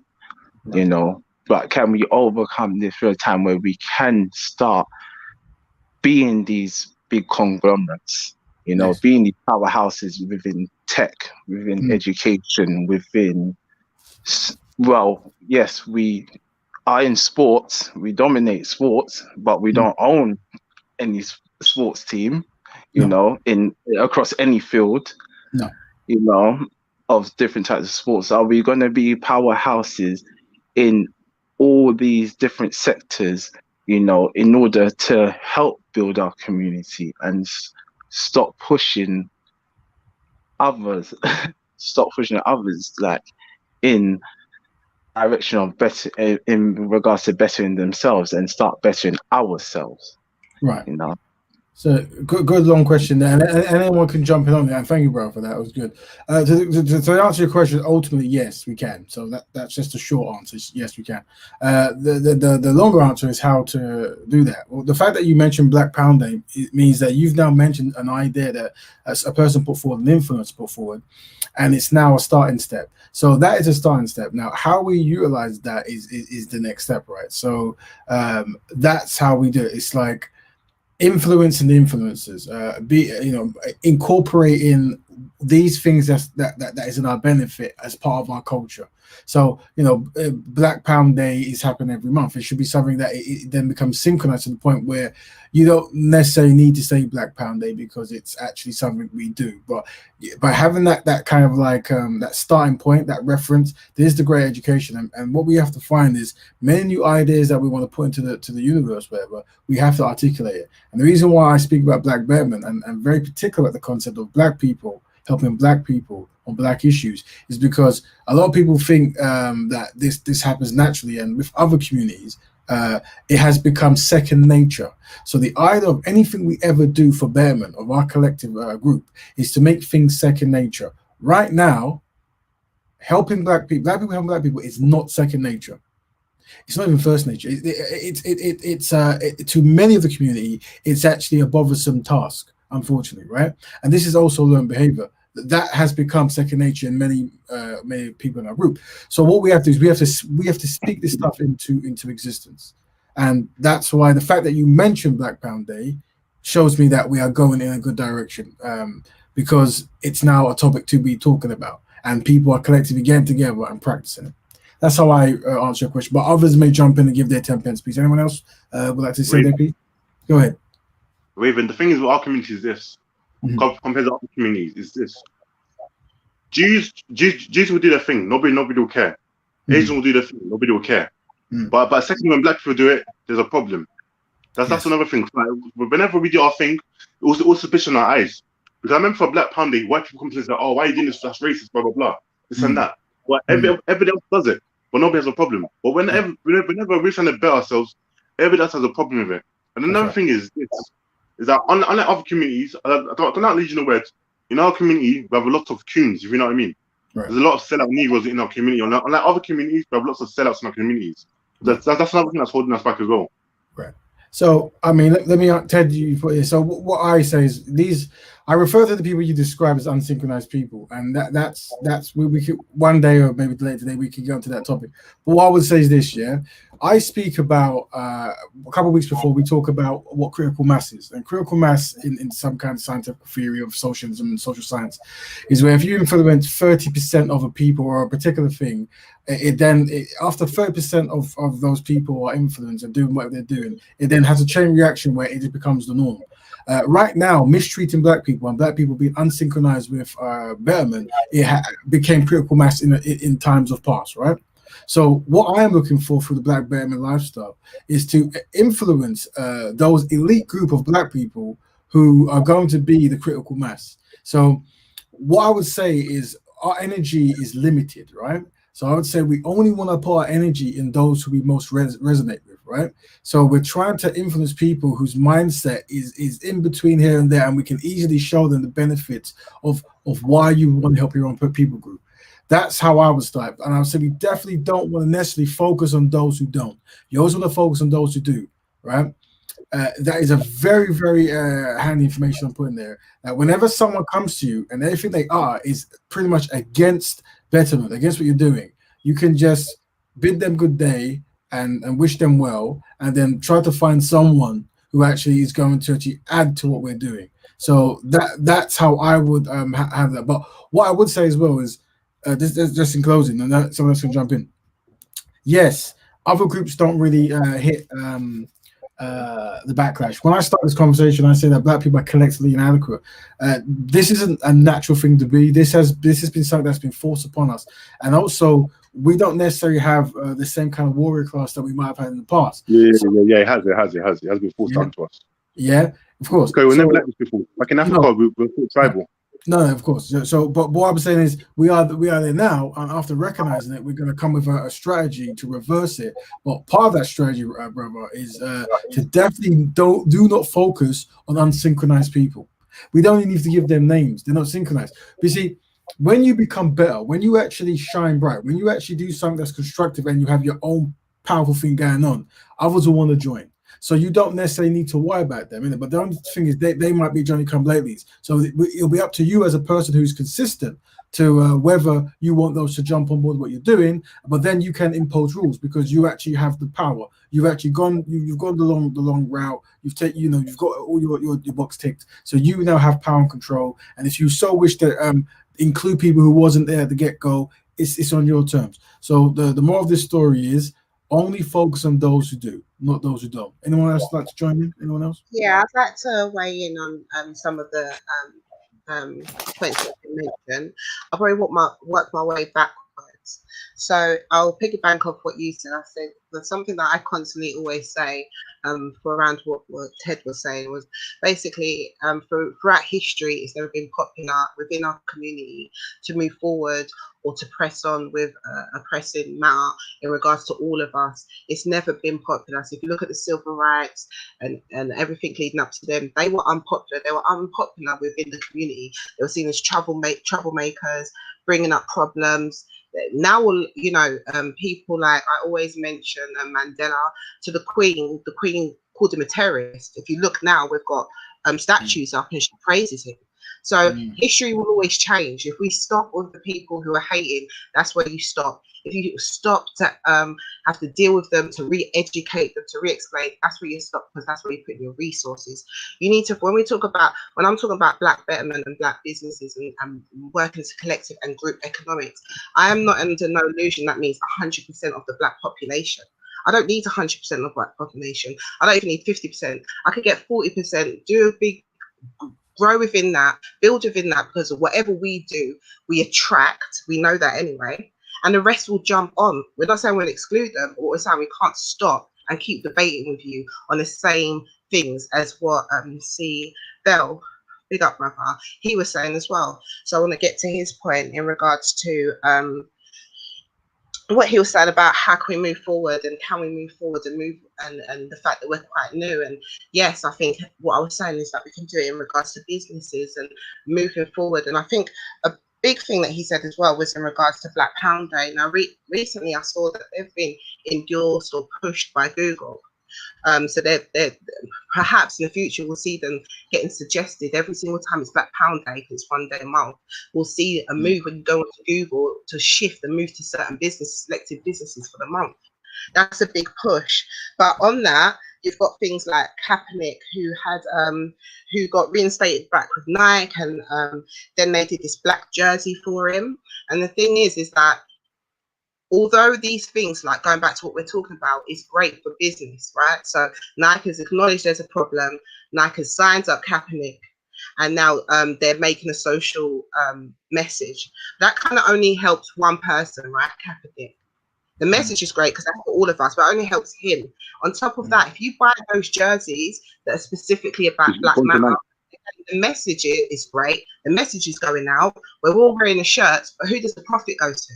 Nike, right? Partnerships with Nike, right? So we need to start thinking about how we're investing and how we're supporting into businesses. We can create it because these people with the slides that I was showing, they would not be chucking that kind of money at you if they wouldn't be chucking money to prove to you that they're not racist. You know, they wouldn't be chucking money at doing partnerships with other people. So, for example, there's Reebok, and Reebok has had, they did a great statement. And they were just basically saying that, you know, that we're nothing without the Black community. They wouldn't exist. America wouldn't exist. We stand with you. To prove that they've partnered up with a Haitian designer. This Haitian designer, all of his clothes are Haitian based or Afrocentric based. So one of the shirts is a Sankofa shirt. It's a beautiful brand that he's got, and now he's partnering up with them, with Nike, with Reebok, similar to like what Jordan did with Nike, right? As long as that money channels into the community, as long as every time you're buying this Haitian Brothers products, it doesn't go straight into Nike. There's something that Nike is doing. 50% of that money is either going to him so he can go independent, and then maybe another 20% is going in with the community. And we need to start thinking strategically in business. So yes, what the brother was saying was very much true. We need to start moving on, and we can move on, but it's about moving with business strategically. And then I want to go to where Sister Sankova was saying in regards to the it being a cultural thing. And I know that the sister did say that she never got to listen to the beginning, but in the beginning we emphasized with the lecturer that what he was saying is that the Jewish community take business just as serious as they take religion. When they're talking about religion, they'll talk about their religion, they'll talk about the way they do their social aspects, and then economy was next to that.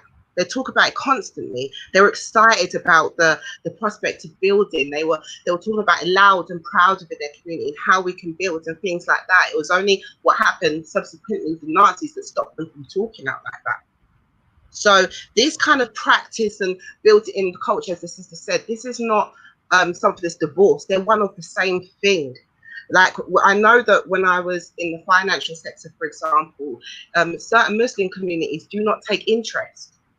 So it's nothing for one Muslim business to talk to another business and conduct business together, because they know the protocols. They know what's going on. They know how they run. Just like what I showed earlier with the Jewish community. One Jewish person will speak to one person in New York, another one in Europe. They will communicate and they'll do stuff according to how their ethos is set. Their ethos is set to, if this man's a baker, we buy our bread for him. If this man makes clothes, we buy our clothes for him. It's very basic, and they stick to it. And that's what ties into the culture, because then you start knowing so and so. You know the baker man, you know this and that. And then this one's got an opportunity here, an apprenticeship here. And of course, I'd rather offer you than offer an outsider. So all of these things are tied in, but it's about making sure that we don't think about the noise, the hate. Oh, why are you just buying that? Oh, is that racist? Oh, it's never going to work. Like, you need to look at how it is working. It's not one community doing it, as I showed you. The Chinese are doing it in Asia. The Indians have done it in Africa.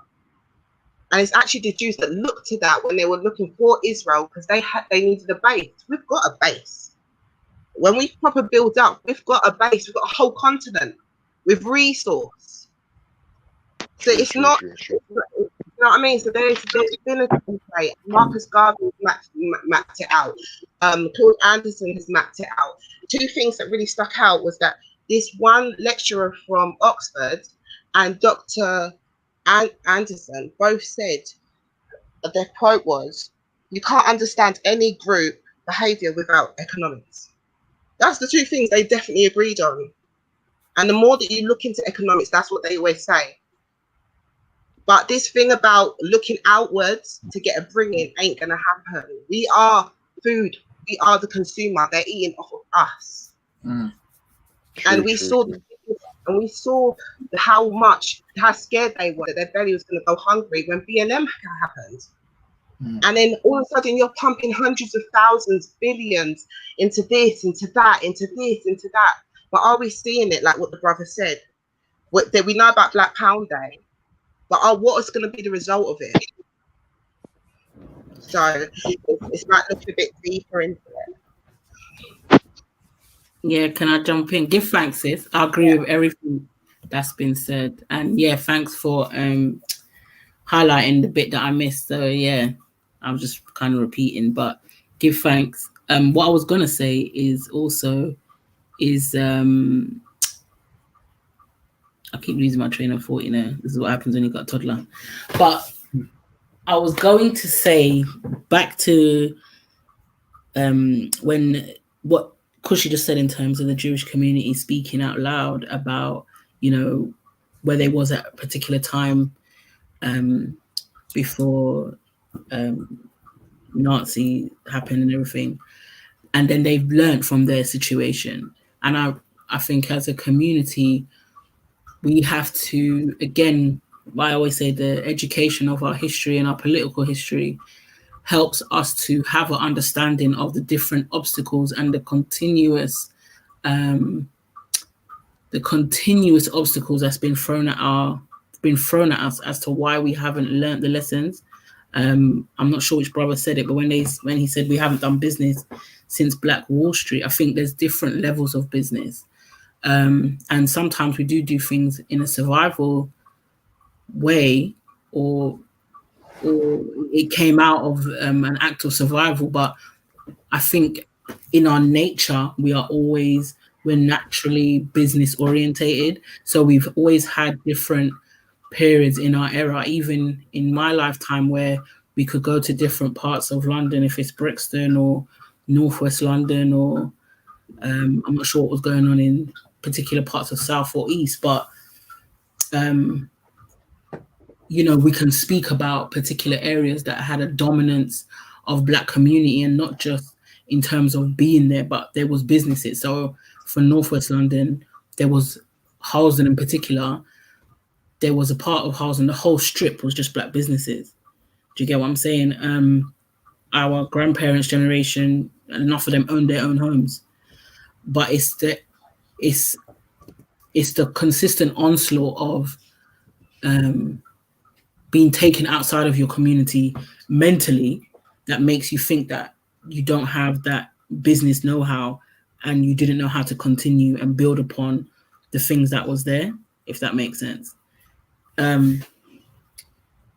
Yeah, so, and then the other thing I was going to say was in regards to I'm going to have to come back. Sorry, sorry. That's fine. I think there was anyone? some powerful points that the system made there. I was just saying, I think there's some powerful points that the system made there, which is something that is food for thought to talk about in regards to the subject that we're talking about as well. Definitely. Yeah, I wanted to say, I completely agree with that sister, what she said, you know, about back in the day where there was communities, strong Black communities from our parents' generation and grandparents' generation of line of shops in many parts of South, North, East, West, whichever part there was strong Black communities. However, like she said, yes, we didn't have enough education to understand how to probably push a business back then, because like she said, like we had our struggles, we're going through our everyday struggles, and we have to remember those times everything's weren't easy. Even more so now, where you think it's 2020 and things should be better, we're still in the same position. And so even much back then, it was just a stronger, tight-knit community than we are now, you know. And it kind of looks to, okay, you know, did we support our community enough in order to allow these black businesses to thrive, but as well as taking into account in regards to, of course, the area gentrification back in those times, and up until right now, we're seeing it again, you know, and also business rates going up, rent, racial, a lot of things that was going on back then. So you have to take into account of all that. But however, bringing it forward to today, we should be better off, which we are not, because we're still talking about the same thing in regards to how we push forward. And we can see already in many sectors, there's not many look how much black people are around, and there's no black people in these jobs, you know, in high position jobs. So it's that looking in regards to, I'm not saying that there aren't, however, there's not enough. And it's about, okay, how can we start like building our own so we don't have to rely on another system on how it works, because we look to their blueprint in regards to success. What is our own blueprint success? You know, if I may. Sorry, I remembered my train of thought now. Thank you. Thank Overspeak, and then we've got a new brother who jumped in. Go ahead, sis. Give thanks, sorry. Give thanks, brother Chadwell, I think. But yeah, what I was saying, I agree with what you just said, but what I wanted to emphasize on when Sister Kushni was saying that, you know, they rely on us in terms of we are the consumers. And, you know, another brother, I think it was Brother Ted, saying that, you know, they never leave us alone. It's hard for us to get our minds around the fact that it might sound dramatic what I'm going to say, but there is a war going on, and we are at war with a dominant society, and we are at war with capitalism. And I say that to say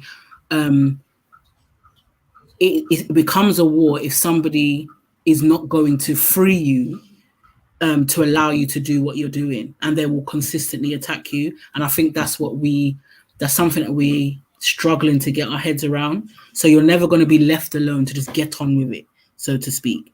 So that I think is something that we have to grapple with within our mindset, and stop looking for the milk of human kindness in particular communities, and thinking that, you know, it will one day get better. It's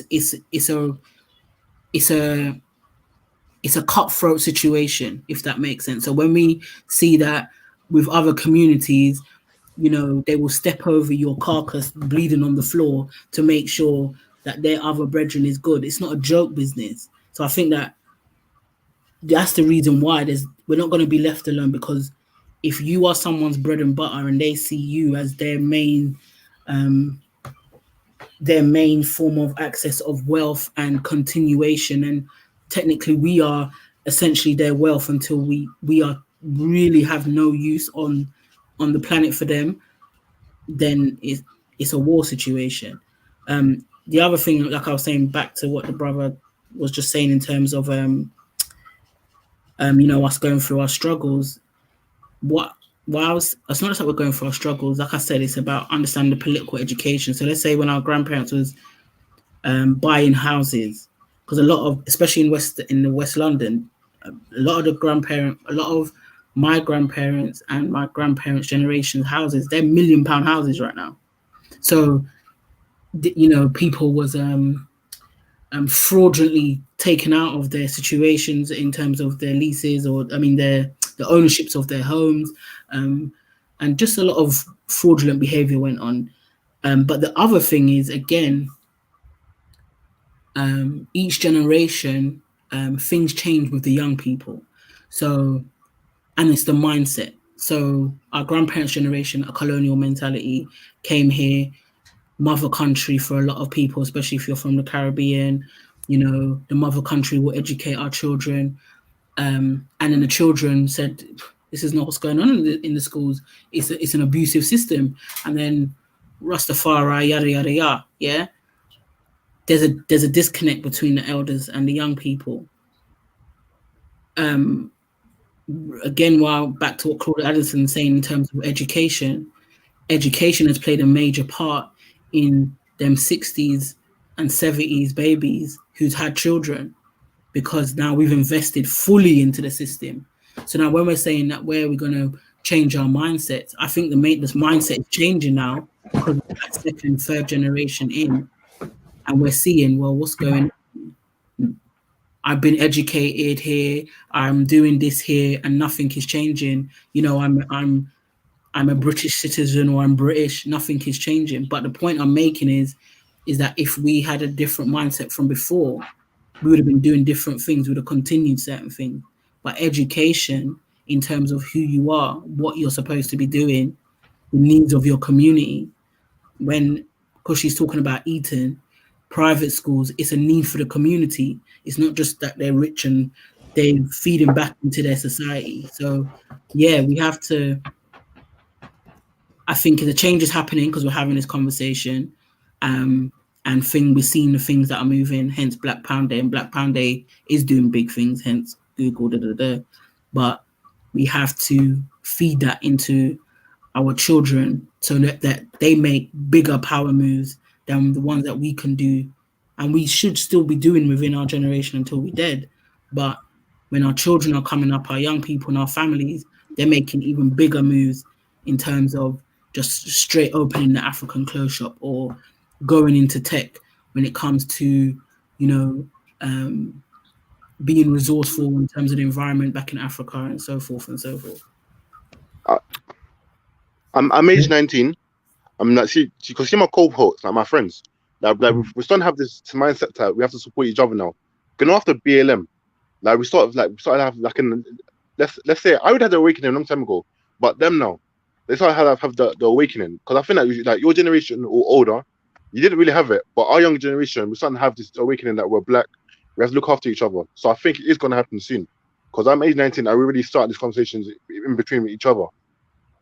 And that's very good to know, and that's a very important thing, because just identifying your age, brother, we definitely want to do more outreach where we want to get the mindset of the new and the younger generations, just so we can become synchronized with them. And just before I forget, we've got a new brother joining, DC Brad. Is that right? Yeah, I'm just I always listen every day. Big up, rise up. Welcome. Oh man, I know that voice. It's the daughter of Oya herself. How you doing, man? Yeah. I'm good. Rise up yourself, King. Yeah, no, I was because I'm a very black capitalist here in America, so I look at like I'm quite jealous of the Black UK community, because you're smaller than ours. Ours is well integrated than the ones that want to separate or look seen as enemies. The ones that want us to revert back to when we were segregated, we had our own hospitals, grocery stores, and schools and stuff. They're seen as like, oh, you're being a radical. But one thing I like is that, like, I would say what I see a lot of our brothers are doing now over here is they're trying to capitalize on industries. It's something we took from the Indians over here. It's like help desk management, IT, and things like that. A lot of the Indians are going to school just for that. So what I was seeing over here was that, like, what we've been doing is trying to get into the medical industry. So it's like a lot more trade schools for nursing. Something known as an LPN and an ADN is the equivalent of becoming not a registered nurse, but a practicing nurse. And it's the equivalent of getting your bachelor's in nursing. So that was just one industry. But I would just say, for me, I've been monitoring the fishing industry, because I'm in hydroponics and aquaponics here in America. And I noticed that your fishing industry, I guess that's the major stumbling block for, I guess, this Brexit deal. And I'm just thinking that, like, most of you come from islands that would require such, skill sets. And if you were to all learn about aquaponics, I mean, it's inland fishing. You can do up to 300,000 fish in one harvest. You can honestly dominate that industry. And, I mean, like, I'm just saying, like, because, I've looked at a lot of, I'm not gonna lie, Raven, I like watching your videos, but there's sometimes when I'm like, this dude has the patience of like a biblical character, because I would have been popping off by now. But I have to say that, like, you guys have like a lot of industries that you can, as a community, you can dominate in, because That's what happens over here in America, is that people are like, okay, the Mexicans are doing all the manual labor for a low price right now. The whites, of course, are still doing, what they've been doing for the past 300 years. But Black people are starting to take into banking, IT, getting into security and things like that. I say that the first step would have to be, especially for the younger generation, saying, all right, cool, you want to, if this is who you want to be on the, what I mean? Like, I guess, especially in this, my father did this with single mothers. My mother does this with young men, is that like, give them a consistent job, a job where they can have an income, where they can like, all right, they got a nice little place to live, pay off a car payment. Like those are the kind of things, a basic income, about $5,500 to $7,500 a month. Dollars. I don't know how that works over there for you guys, but over here, that's fairly good living wage, especially in a nice suburban area. Like that's what we call a basic income first, and then teach them about assets and things like that. Which I'm pretty sure you guys have already taken parts in. But like I love these kind of conversations, especially when Black people discuss business, because one thing I hate is when people think that Black Wall Street, when it was destroyed, that was it, that like millions of dollars just disappeared. No, it just went north. It came back. Yeah, it went north. It went south. It went southeast, then it went north, and it just funnels through the churches. And then it just came right back. We went to Rosewood. We went to LaDroit Park, Shaw, DC. LaDroit Park and Shaw are both in DC. It went to Bowie, Maryland. It went to Charlottesville, North Carolina.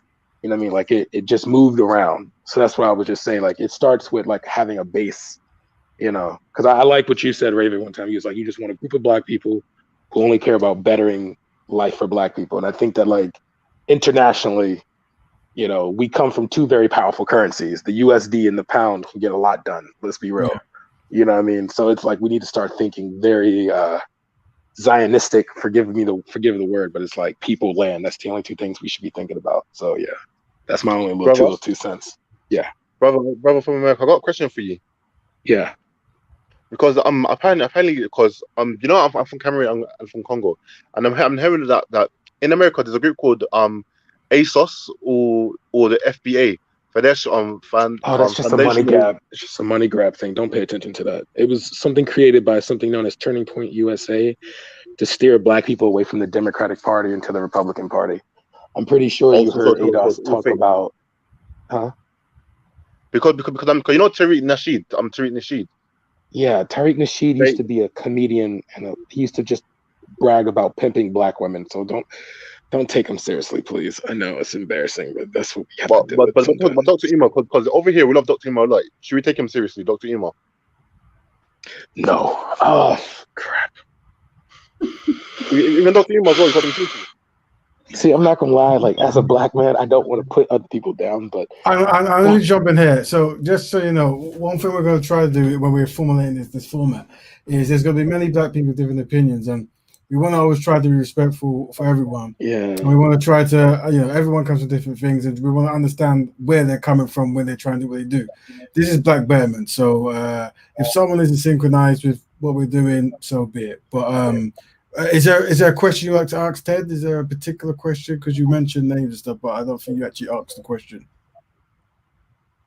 Oh no, I was answering. I'm talking about Ted. Ted didn't finish. Because I was having a note that apparently now there seems to be like an envious for the Black immigration. So like that Nigerians and other Africans that come to America, that African Americans are starting to hate them. Say that, oh, look at them. They're starting businesses. They're doing work. They're doing better than us. And we're the one that did all of the hard work for them. Because I had this wrong notion of that. If you look at ADOS, this is not an insult or anything, but ADOS is more of a hashtag. It was political during, there's something known as NCOBRA. It was a reparations movement, an attempt to make the Democrats say like, well, if you don't give us your support of reparations, then we're going to go to the Republicans. The goal was to siphon off bits and pieces of the Democratic, of the Black vote to the Republican side. And then you also know, you guys ever notice that Black Lives Matter always shows up once every 4 years or once every 2 years? No. That organization is very bad for us. Like, it was run by those three Black lesbians. They don't care about the Black community. That's what I'm trying to say, is that like these are political movements to galvanize votes. They're not really based in anything. Because if you also look at like the same thing is done to Latinos, the same thing is done to like there'll be a movement where Latinos who legally came here and got legal citizenship to America start hating on the ones who crossed the border. Okay, like I've seen that too. Right. I saw that on Vice. Yeah. So family. So what we want to do is we want to make sure we don't play into certain things, and sometimes when we talk about betterment, it appears in sections in different lanes. So, for example, there's black people from America, from Cameroon, from France, from wherever it is, and sometimes we have to practice local betterment and global betterment. And when people are in a certain situation, they have to have a reach out. If we can, let's try to always focus on the most constructive thing we can. And maybe not play into like certain like internet politics. And what I mean by that is, what you're gonna find is whenever you get identities coming out, you're always gonna get people who exist online who might jump this way and jump that way. But for a person who's a public speaker, and I go to Speaker's Corner, the biggest criticisms I ever get from anything I do is from faceless people with names like Spider-Man 29 and JoJo 82 and stuff, right? So it's like sometimes the narrative that those particular online trolls who do becomes the bigger conversation. In regards to ADOS, if ADOS or any other collective wants to do black betterment, I will always support them because I support black betterment. So if black people benefit after what they're doing, I have to support. Now, if you are undermining black people in order for you to do better, that is not black betterment. That's like me saying I'm going to rob another black person, but I'm doing good, so that's betterment. So as long as what you're doing doesn't harm anyone else and it's helping black people, and I understand that sometimes strategies have to be made, meaning that sometimes we have to, you're in charge of this division, I'm in charge of that division, and then we do this and we back at the end here. So what I'm saying is try not to, if this is what's going on, feed into the unsynchronized people who exist online with certain hashtag names and stuff that you never really see, right? And one thing, before I end on this, and I'm going to do a show on this, and what's really important is the concept of patterns, right? And we have to be very, very careful when we talk about patterns. And when it comes to the black community worldwide, one of the consistent patterns we see is whenever you see black organization come together, you start getting a kind of rivalry going on, and then it becomes like the main operation and operative to shut one down, right? And that's what I'm saying.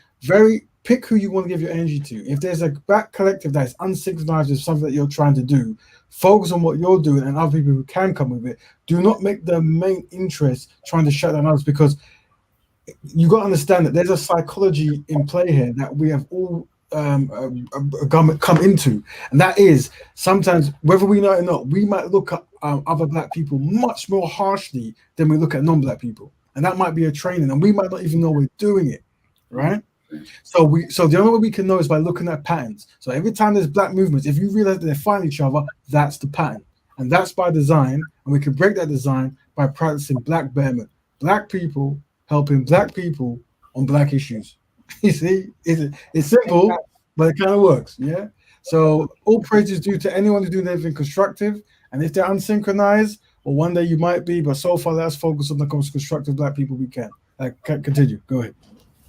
I just wanted to basically say what you said there. Like, we have to focus on. I was only giggling a little bit because of how DC Brad was. Oh God! But other than that, we do have to focus on those who are doing the work, and we have to and see again in terms of, like I said, I know culture and where we're at the moment for masses is a big thing to unpack, but if we're just going to use terminologies about being on code is about action and seeing who's doing the works and who's consistent and who's putting in the time, because sometimes as well people come, there's a lot of talking and they burn out 6 months later, a year later, they're off the face of the planet. But if your heart is in the right place and you're here for the long haul, you will see who is here for the betterment of our people. There is we are a people as well that we don't have enough of anything. So, like Raven was saying, that if one organization is trying to pit against another and all that, that in and of itself don't make no sense. We need an abundance of everything, yeah, on every level. So there is never going to be one organization fits all. That just does not exist. So Yeah. The moment you see any of that, it's an issue.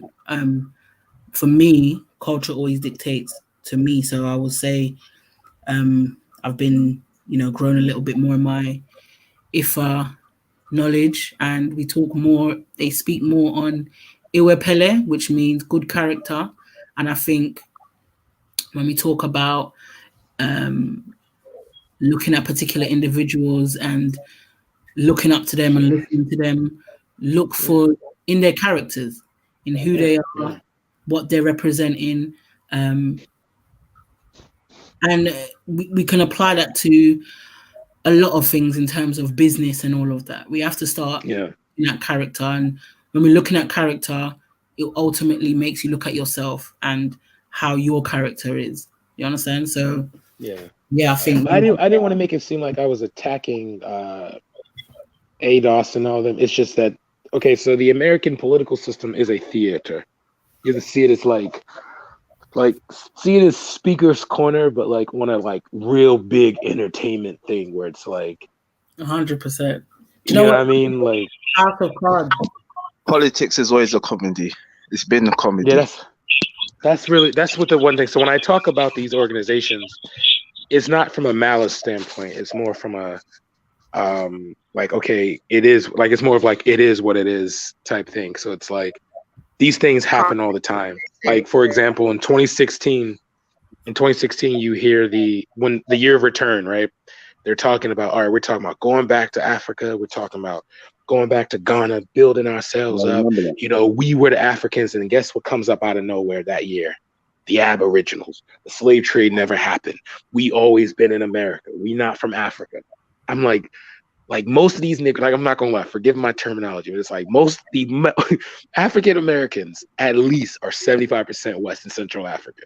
Okay, we are Niger, Congo. Okay, our noses will just tell you, nigga, you got here. You weren't always here. Forgive my terminology. You know, forgive me. I just say that I think this all falls down to the distractions and kind of the pattern that Raven was just talking about, like this in-house back and forth and stuff like that. Like, it's good for a bit of a background. When we're actually talking about business and what we were saying about it and how other communities are moving, it's not hard to realize why we are where we are. We're talking back and forth about stuff like that. Do you know what I mean? And it's a matter of having a code. Do you know what I mean? And moving forward. These people, I'm not saying to shift them. If they want to sit there and spend their time going back and forth on irrelevant things within the community and say they're fighting for the community, let them do it. But that shouldn't be the focus of the people who are actually moving forward. Because you can see it's just back and forth. It's nothing that comes out of it. And I think when Sister Sankova was talking about a code, that was probably like, there was a two-part to it. But obviously, this part got really deep. But what I was trying to get into the second part of the conversation, and maybe I'll come back and do that part again, was on what Raven and Sankova were saying, and yourself, DC Brad, and Ted, actually, about when these opportunities arise. For example, when it's time to speak up, when these businesses are asking for help, when it's time to stand on political platforms, when it's time when you've got all the media wanting to speak to you because you are the nominated go-to by the community to talk, who do we have in place? And if we've only got the likes of Umar and this one and non-Aboriginal and Nubian, all of this madness, that half of us, and to be honest, many people over in the UK or over the diaspora really knows about that. That's a really small fraction of the diaspora when we're talking about business and moving forward. So these people, because like they'll never, do you know what I mean? So they'll never quote like, when we're talking about putting leaders and people in front of us, we need to exercise caution. We need to look at patterns, like Sister Sankova said. I'm not trying to back the person who says the good things at the right time, just to get my money, just to get my support. And then when it's all said and done, you ain't practicing black betterment in your family. You're not doing it you're not walking the walk, you're not talking the talk. You took my money with run. Abuse like that. That's my issue with most of these. So I just think it's like it's little things like that where when we're asking questions about things like we can have a banner, take it that serious. Like Sister Sanko says, I need some credentials, I need to see some patterns before I'm lacking anything. Because we've seen so much time just being used and abused within our community and outside of it. So that's my thing. Let me just say as well, it's not without having there's being on code. We have to be when we're being on code, we have to look at the things that's already been said. There has to be a level of ruthlessness as well, because there's a reality of we've gone through enough to learn certain lessons, and we have to know when, okay, you've crossed the line, that's it. And that's it. There's no, there is no, okay, you said sorry. No, that's it. It's good day and take your chances elsewhere.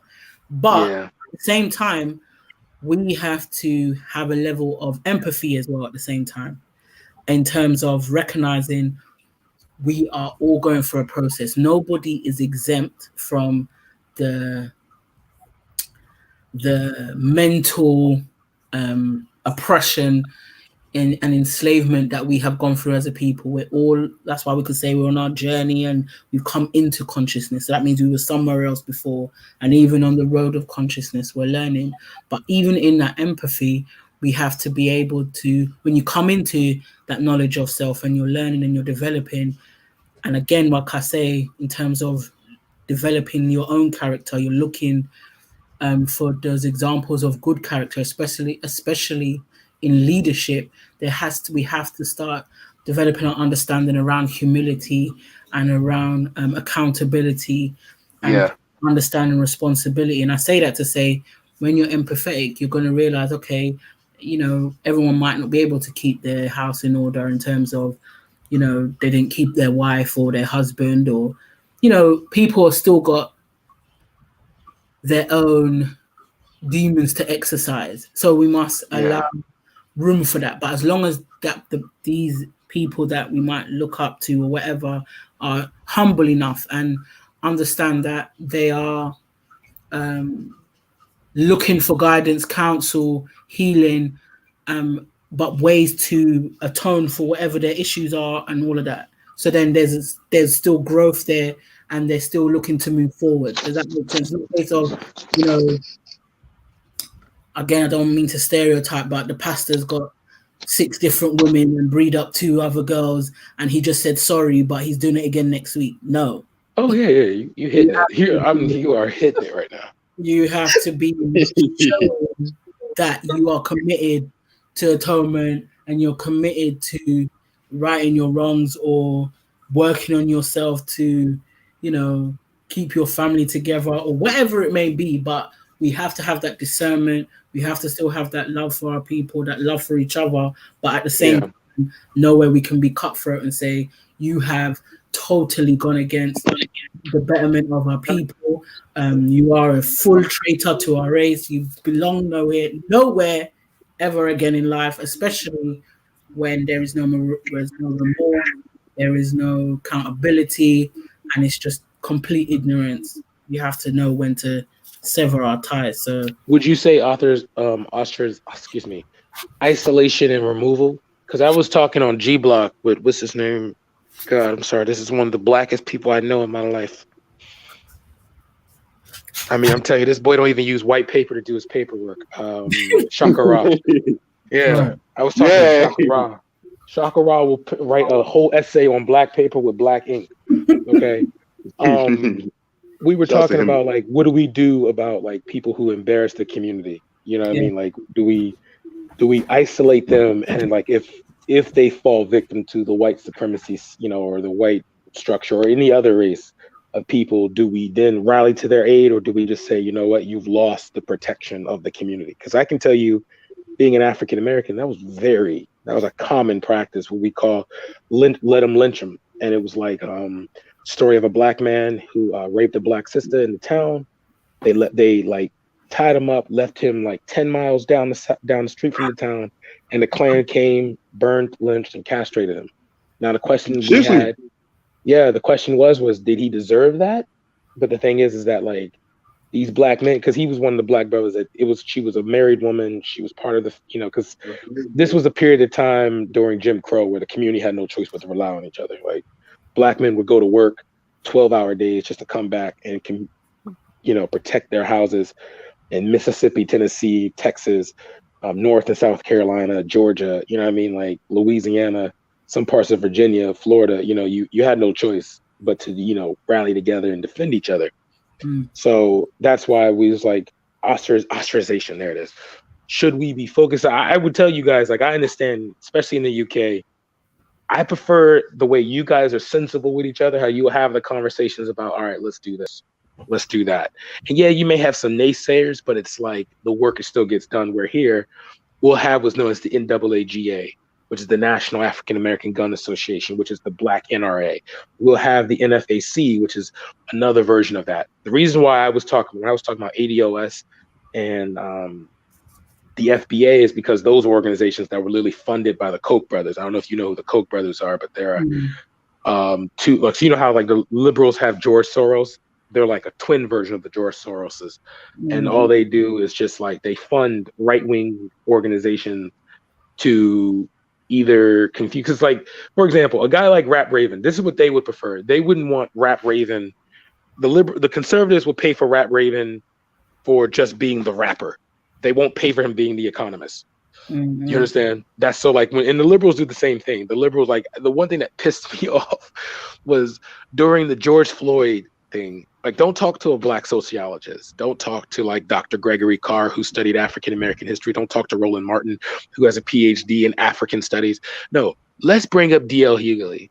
Let's bring up Ja Rule. I want to hear, I want to hear the opinion of T.I., a black man who literally made the trap house. Huh? They do this all the time. They also bring out the celebrities. They don't bring out that like the professionals, like what do you call it? They never did. And the funny thing is, Malcolm X said that was they're going to do. It's like, how come when white people have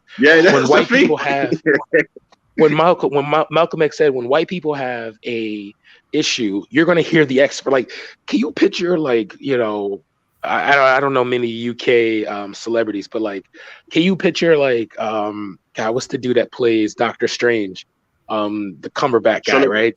Oh yeah. Yeah, you know what I'm talking about. He was on Sherlock Holmes and shit like that. Yeah, can you picture him being the person that represents an issue in COVID? Like, no, they bring out the doctor. No. But for black people, we got to have like, Stormzy, how do you feel about this really critical information? You know what I mean? Like, Wiley, tell me how you feel about the situation. You know what I mean? It's not like the economist. It's not like the sociologist or the doctor. It's the entertainment guy. Politicians over here. Joe Biden had a woman. He's talking to a woman about the future of black people in the country, who literally wrote a song called WAP, which is wet, wet ass. Oh yeah, that was so bad. That was actually so bad. But one thing we have to remember, what I said, is patterns, right? And there isn't really a history of non-black people helping black people progress. The opposite is true. So when we talk this way, it's almost like we've convinced ourselves that the opposite is true. So I'm saying, regardless of what a person says, we always want things to be defined as tangibles, and that is not a tangible. That is another trick. And what I'm saying is, when we recognize the trick, we can use that as information to help synchronize the people. You've just given some serious facts that cannot be denied. So that information is what we use when we're trying to synchronize our community to go, well, if they really loved you, they wouldn't be asking a rapper to talk about COVID. They'll be asking a biologist or a doctor or whatever it might be, right? Thank you. Or at least just give me a white one that knows black people. Like, at least give me a white guy that studied, at a medical school in Nigeria, and his name, gracious, he changed his name to like, Philea Kuti White. I don't care, but at least put somebody. You know what I mean? And just and we'll expand this. Even on that, at least if you listen to, I guess the brother Neely Fuller and stuff, you have to be very careful, even when there is a white person representing black people. And that that's true. That's true. That's true. I'm just saying the bare minimum would be. I get it, but the reason I say that is because what you tend to, because there's always different steps. What you tend to find is, if there's a black person who specializes in talking about black issues, and then there's a white person who specializes talking about black issues, you tend to find that the white person gets more money. That then becomes an issue. You see, and then how you tend to find is black people then look towards white people for our own solutions. So that's why I always say black betterment is black people helping black people on black issues, and that's why I use veganism as an example, because some people get confused, and I say, if you're a vegan and you eat a hamburger, you're not a vegan. It is not a vegan activity. It's something else. So if any non-black person is intertwined in a black betterment issue, it is no longer a black betterment issue. It's something else. That way we can remain focused. And I'm not saying that black people can't do other things, but I'm saying that those other things cannot be defined as black betterment because someone else is at the heart of it. Black people must be at the front end of all decisions made, and must always be tangible change for the collective community. That's the philosophy, and that's what I'm pushing for. American brother. Yes. Oh, sorry. 1 minute. Sorry, Ted. Easy Brad, you never said with Shakara what his position was. On what? Extradite, excluding. Yeah, we both agreed to that. We both agreed that in some degree it could be like what if I remember him saying, he said in some degree it could be that if it comes to a point where we cannot work with the individual, but I don't think he didn't agree with the extreme of letting the black brother obviously be harmed. I'm telling you, this man is so black, he feels interracial relationships as a black person holding a vanilla ice cream cone. Like, you have no idea how black this man is. Wait a minute. I just want you to say, I think you've forgotten who I am. I am Shakara's queen. That's right. Tell him. Oh, shoot. 1 second. I'm sorry.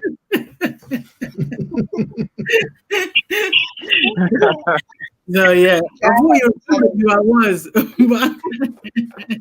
Small world. Are you Shakara's partner on this? Pardon? Are you Shakara's partner? Yeah. I was with him the other time to talk about some guy from South Africa about languages. I was with him last time. But American brother, I got a quick question for you, please. American brother, is he still there? He's still there. His micro has been muted.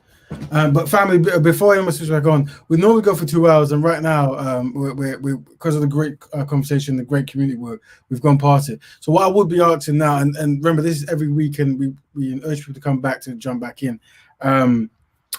We might want to be wrapping up and have our wrap-up statement now, but we want to leave Kushi to go last because she was presenting. So if we could go around and just give a summary of what we think and what we would like to happen, and then hopefully next week you guys can all join us. But also don't leave when I end the show, because everyone who's new here today, you're welcome to have your own topic that you wish to talk about next week if you so choose. But if we could just wrap up now of our thoughts, and then we go ahead. And anyone who would like to, anyone can go first. Okay. I'd just like to say, I hope DC Brad doesn't run away. I will announcing who I was. Knew, but what was the other thing I was gonna say? It's been a lovely reasoning. Give thanks again, Kushti kept this on the quiet. She had a little presentation going.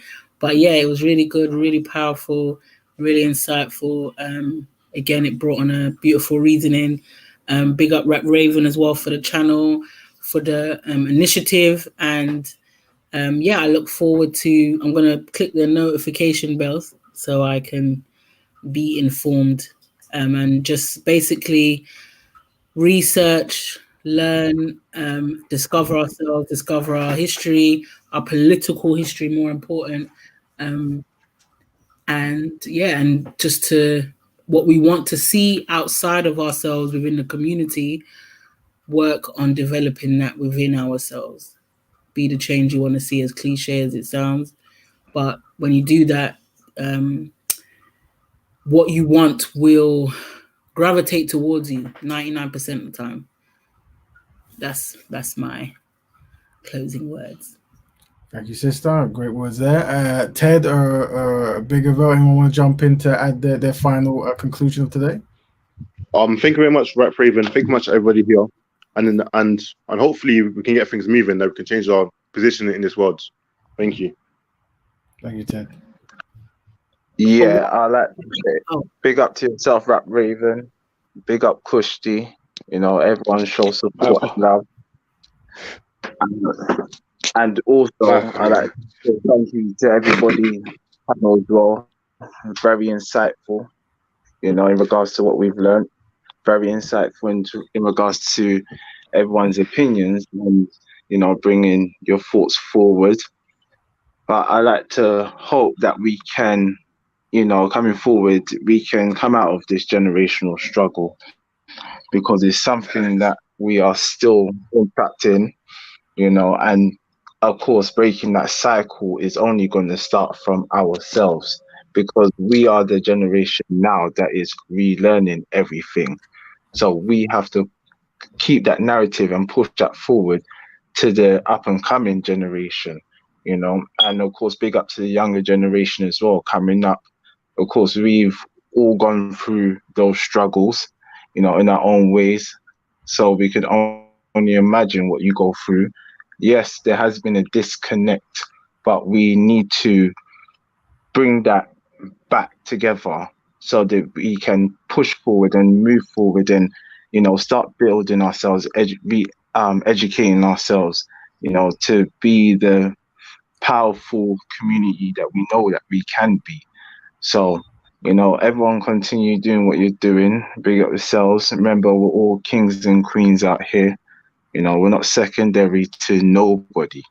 So it's about recognizing that every single day and knowing that we can better ourselves every day, you know. So again, big up to yourselves.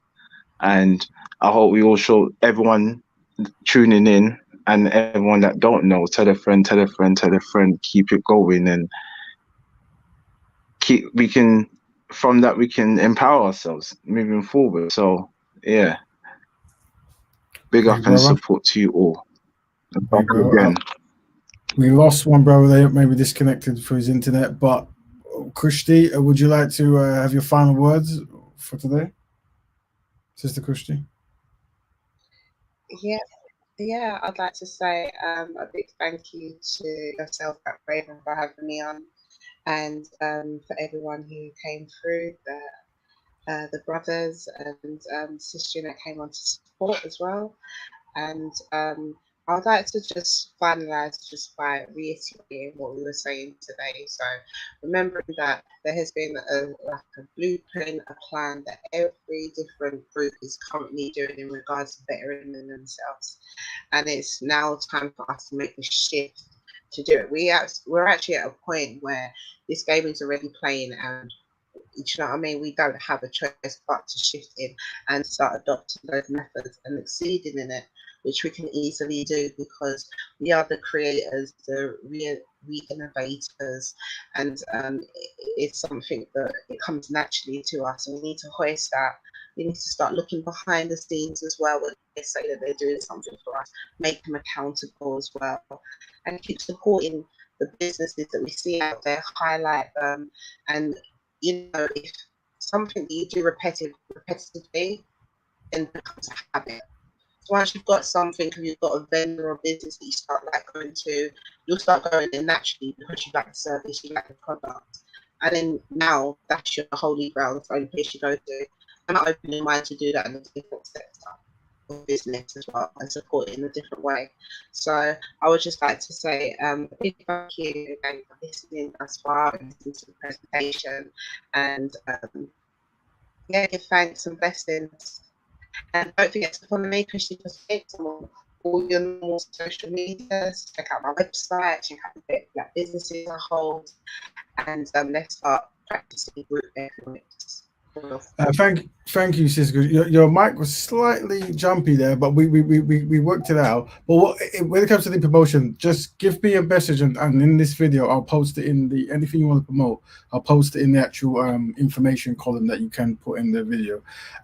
Guys, don't go who is in here. I want to talk to you guys in the lobby after I end the show. But thank everyone for tuning in, and thank everyone for the questions. You can always catch it because it's actually a video file once we end the video. So let's say bye to everyone, goodbye, and then I'll talk to you guys in the lobby. Bye everyone, thanks again for a great show. Now we're going to go to the